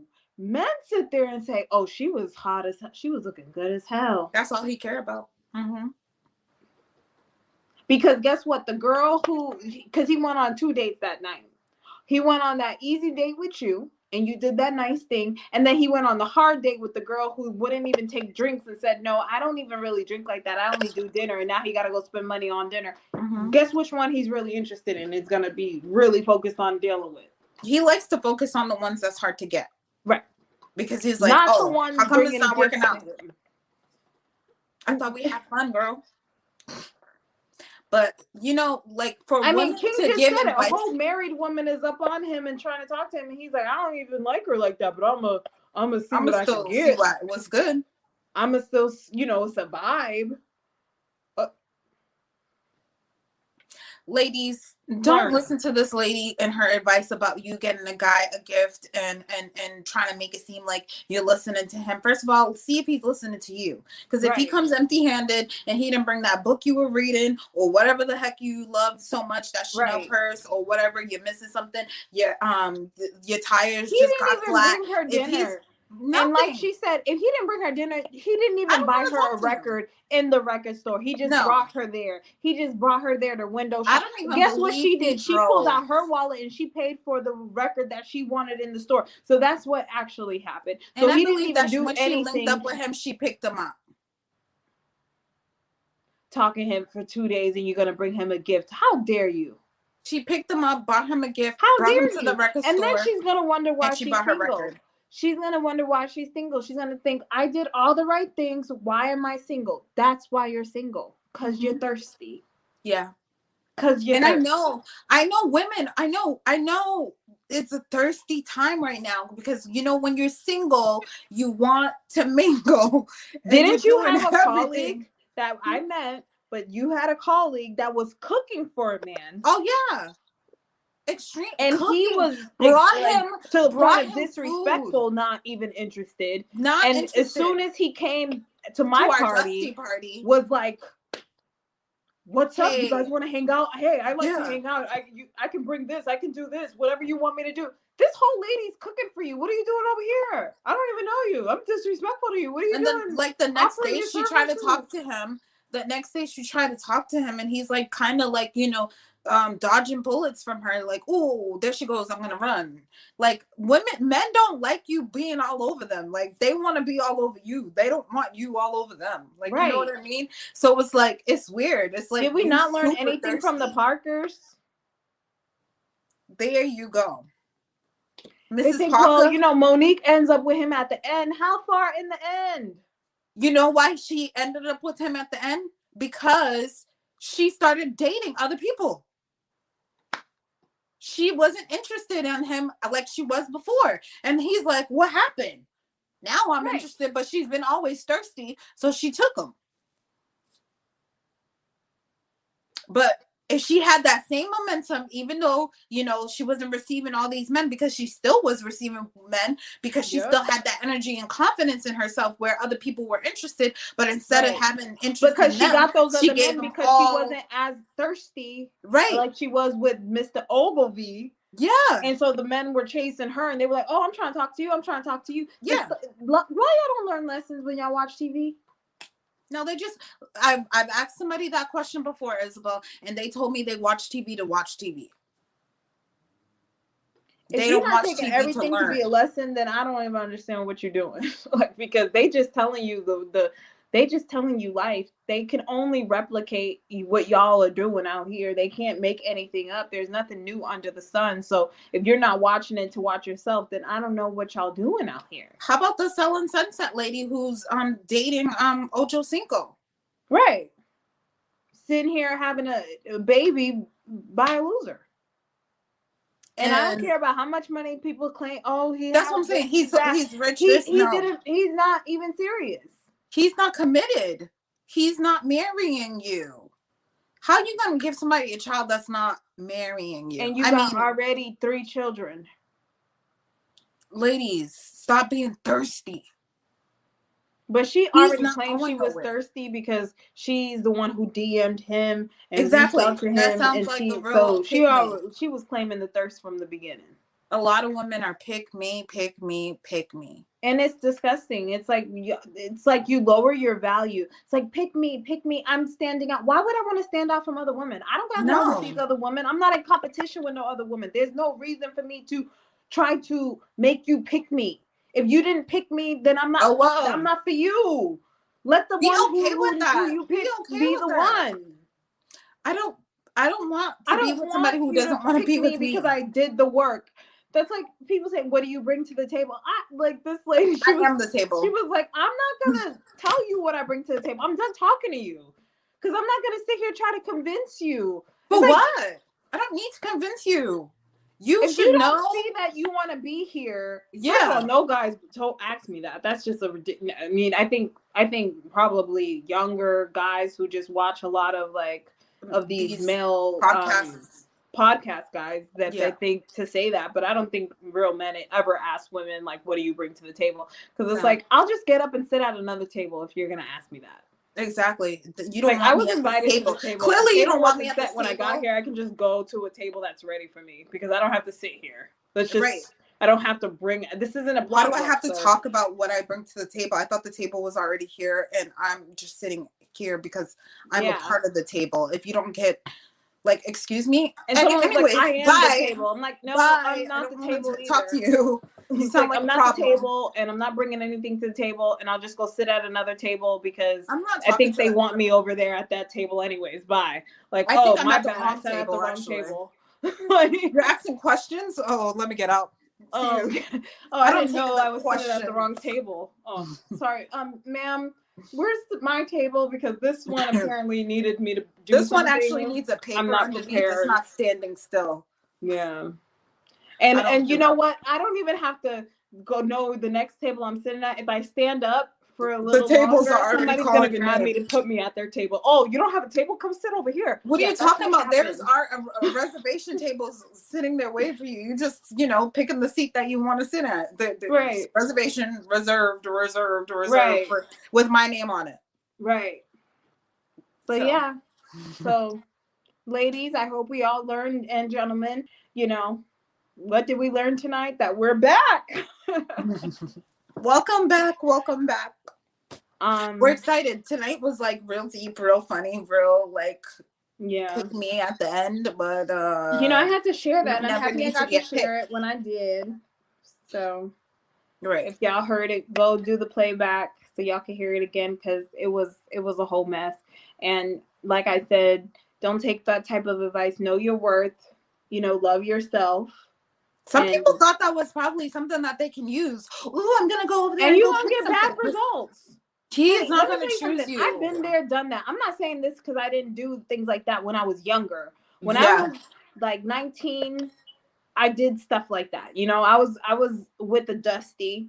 I did pick me things because I wasn't thinking about like actual stuff like that. I just wanted to go out to eat, so I didn't mind paying because I just wanted to go out to eat. Right. But then now I think back and I was like, you should have ate by yourself. Right. You should have ate by yourself. Better. But I was young, so I paid for my friends. I didn't mind paying for the guy that I liked. Now I know better. I was so thirsty. Don't make I literally paid for a guy to go on in your 20s, 30s, 40s. Right. Stop trying to be a man and do what you want him to do for you. That's what they keep on doing. They keep on doing things that they think that they want the man to do for them. So they say, oh, let me do it for him so that he knows to do it for me. It doesn't work that way. No, ma'am. No. Because he's not going to think of it that way. He's not going to think, oh, she did this for me. Let me go do. No. He said, oh, that sounds like a good idea. Let me go do that for the girl that I actually like. I know. Next time. Right. So, I mean, I feel sorry for this girl. Yeah. But she will learn. She needs to stop doing that and cut this man off. I mean, maybe she'll never learn and she'll just like be with a Dusty.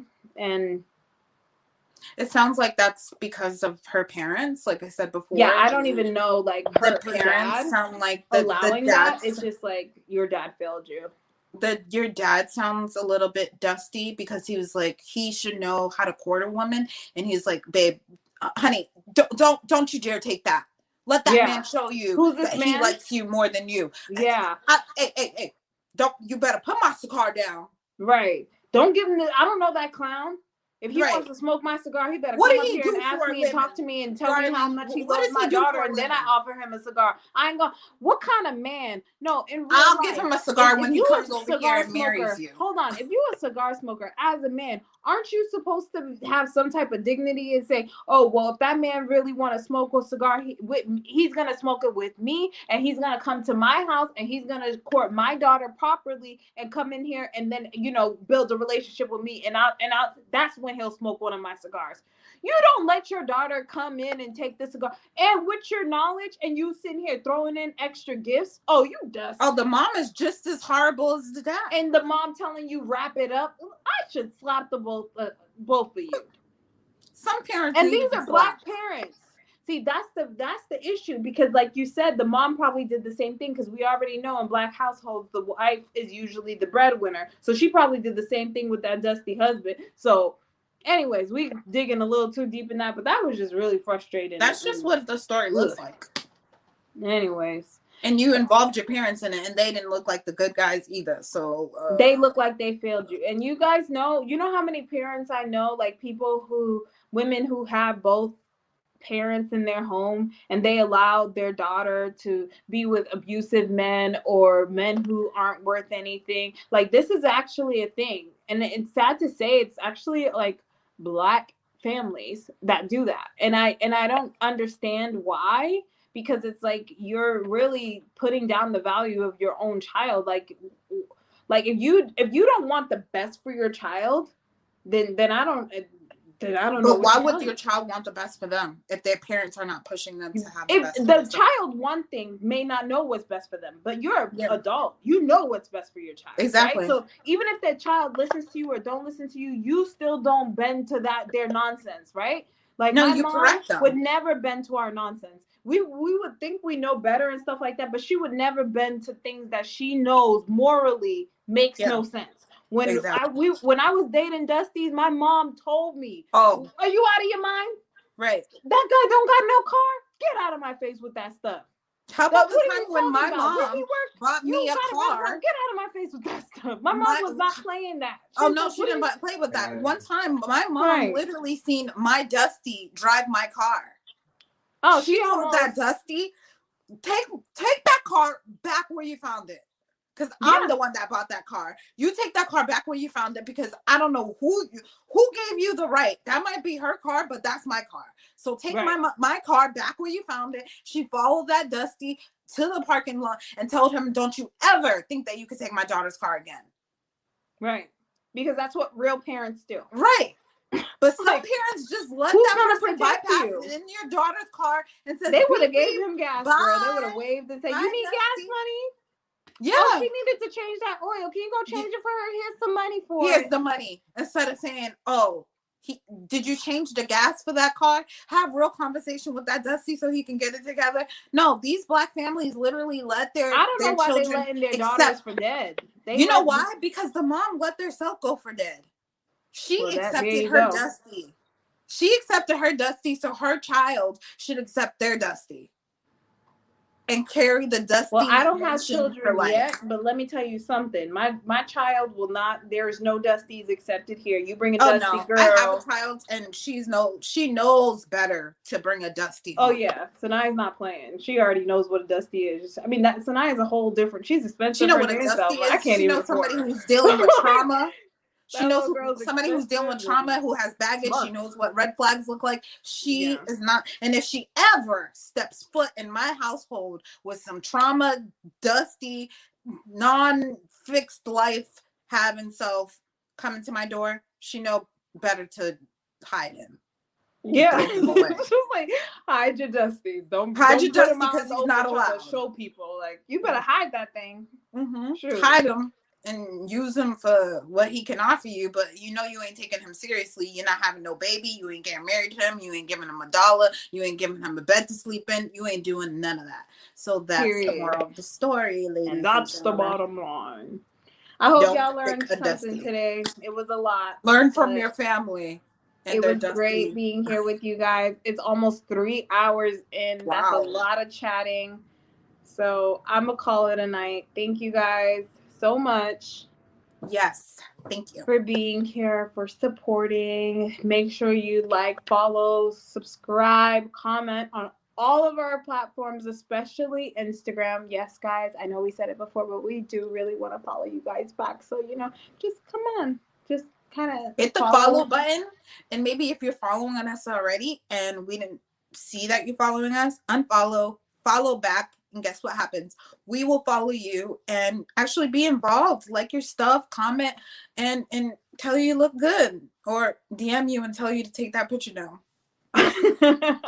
Right, because I mean, we keep it real here at Nothing's Wrong podcast. And first of all, some of what y'all lady ladies, I don't know why next? y'all. That's another thing. Some of y'all ladies need to stop acting like y'all selling on Instagram. Now, if you're not in the business of selling the coochie, I don't want to see none of that stuff. Like, I'm all for it. If that's what you do and you selling it, keep going. But we don't want to see your ass, your titties, we don't want to see that if you're not selling it. Sell it, okay? Sell it. You're doing it for free for what Don't reason? do it for free. I don't believe in that. You should be selling it because these people that you're promoting to, your family and your friend, they don't. It's disgusting. That's disgusting. If your following list is full of your family and you got ass and titties out, that's awkward.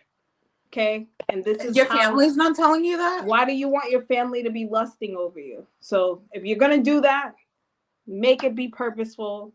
Have an OnlyFans. I know, guys, don't do it. Okay, but we don't promote that. But if that's what you want to do, I'm not telling you not to do it. But I'm saying if you're gonna do it, actually be selling something. Because I'm so tired of seeing y'all acting like thoughts, but y'all not making no money. Like, that's what I'm saying. These fake make thoughts some money if you're gonna do these it. thoughts on Instagram, they scary. They only doing it online, but tell them to do it in real life. It's like you can make a lot more money, honey, if you just get your family not involved in it. I don't know why you want to show your ass to your family. It's just very weird to me. Right. Like, you want them to like it, then that's very perverted. And y'all wonder why people get anyways. So yeah, okay, let's move. Guys, thank you, everybody. This is what happens when we go 3 hours. We start this is us on a daily basis, and then we start hurting y'all feelings because I know some of y'all on here. Some of them hate us because they live in some of these lifestyles. I mean, hey, that's the thing about life. You can always change every step you can take. Nothing is permanent. You can always, change your route. But I'm dead serious. If you're not selling it, please stop doing it. If you are not a stripper or, selling it, then you shouldn't be getting BBLs. I don't know why y'all getting BBLs to go work regular jobs. That doesn't make any sense. Stop trying to look like a stripper, with a big old booty, and I was like, why are you a waitress? You at the wrong profession. That butt is way too big. I'm all for, do whatever you want to do, but like make it make sense for everybody. Right. We're all confused here. It's 2022. You could keep it real. Yeah, it's okay. We all go with it. These guys don't care either. You can sell all that. You can do it all. And they'll accept it. Now Nothing's Wrong After Dark. Right. We're gonna do that. No, but that is a true statement. Like, y'all can sell the like, yeah, but like make it make sense. Isabel's promoting it, but I'm not promoting it. I'm just telling you. I'm not promoting it. I'm saying if you want to do that, do that. But yeah, and if you don't want to do that, start it on don't do it, so you can still get paid. Right. But don't just publicly put it out there. Like, people don't need to see that. You know, that's just not. Sometimes their children take their phone and accidentally click the YouTube or Facebook or whatever the heck they are on. I'm at, what was it? Instagram. And you have a little kid seeing somebody shaking their butt and you're like, oh my God, give me back my phone. Like, yeah, I'm your family member. I didn't think I was seeing booty today. Right. So just be mindful. You know something, and I could say that because when I used to have an Instagram, I don't have Instagram anymore. Let's see. Levia says, "You guys are so beautiful." Oh, thank you. It says you are beautiful, not so. You guys are beautiful. Hey, you so beautiful, beautiful. I'll take it. Thank you, Levi. Thank you. I'll say Levi. Thank you, Levi. Toussaint. Toussaint. Oh, are you Haitian? But yeah, okay, guys, we're enough with the judgy. Why? I mean, but make sure you guys like and comment and subscribe and, you know, hit up the Cash App because, I mean, we do take donations. That's a very nice thing. We do take donations. Nothing's wrong pod. So as you see on give what you can, because as you know, we seriously invested into the podcast. We buy materials for us to be able to get on live, and we also will get a better system so we could be able to put our engineer and sound into it, since somebody complained about that. Right. Je suis haïtien. Oh! Je suis haïtien avec parler français avec haïtien ou parler créole, parce que nous parlons créole, pas français. Français, nous, pas tellement bon. Pas tellement bon, mais pas parler. Anyway, this ain't a Haitian network, so we're just gonna leave it at that. But merci, Levi. We appreciate you being here. He said, I like the show. Thank you. Thank you. Make sure you hit a love button. Make sure you like it. Hit the thumbs up, love, heart, all of that. Follow. Appreciate that. Okay, guys, we are out because good night. We're gonna keep on being hour. This is gonna be keep on going. We're gonna keep on talking. So I'm gonna just end it here. See you later, Kat. See you guys next week. Toodaloo. Thanks for hitting my sound off. Oh, that's hot.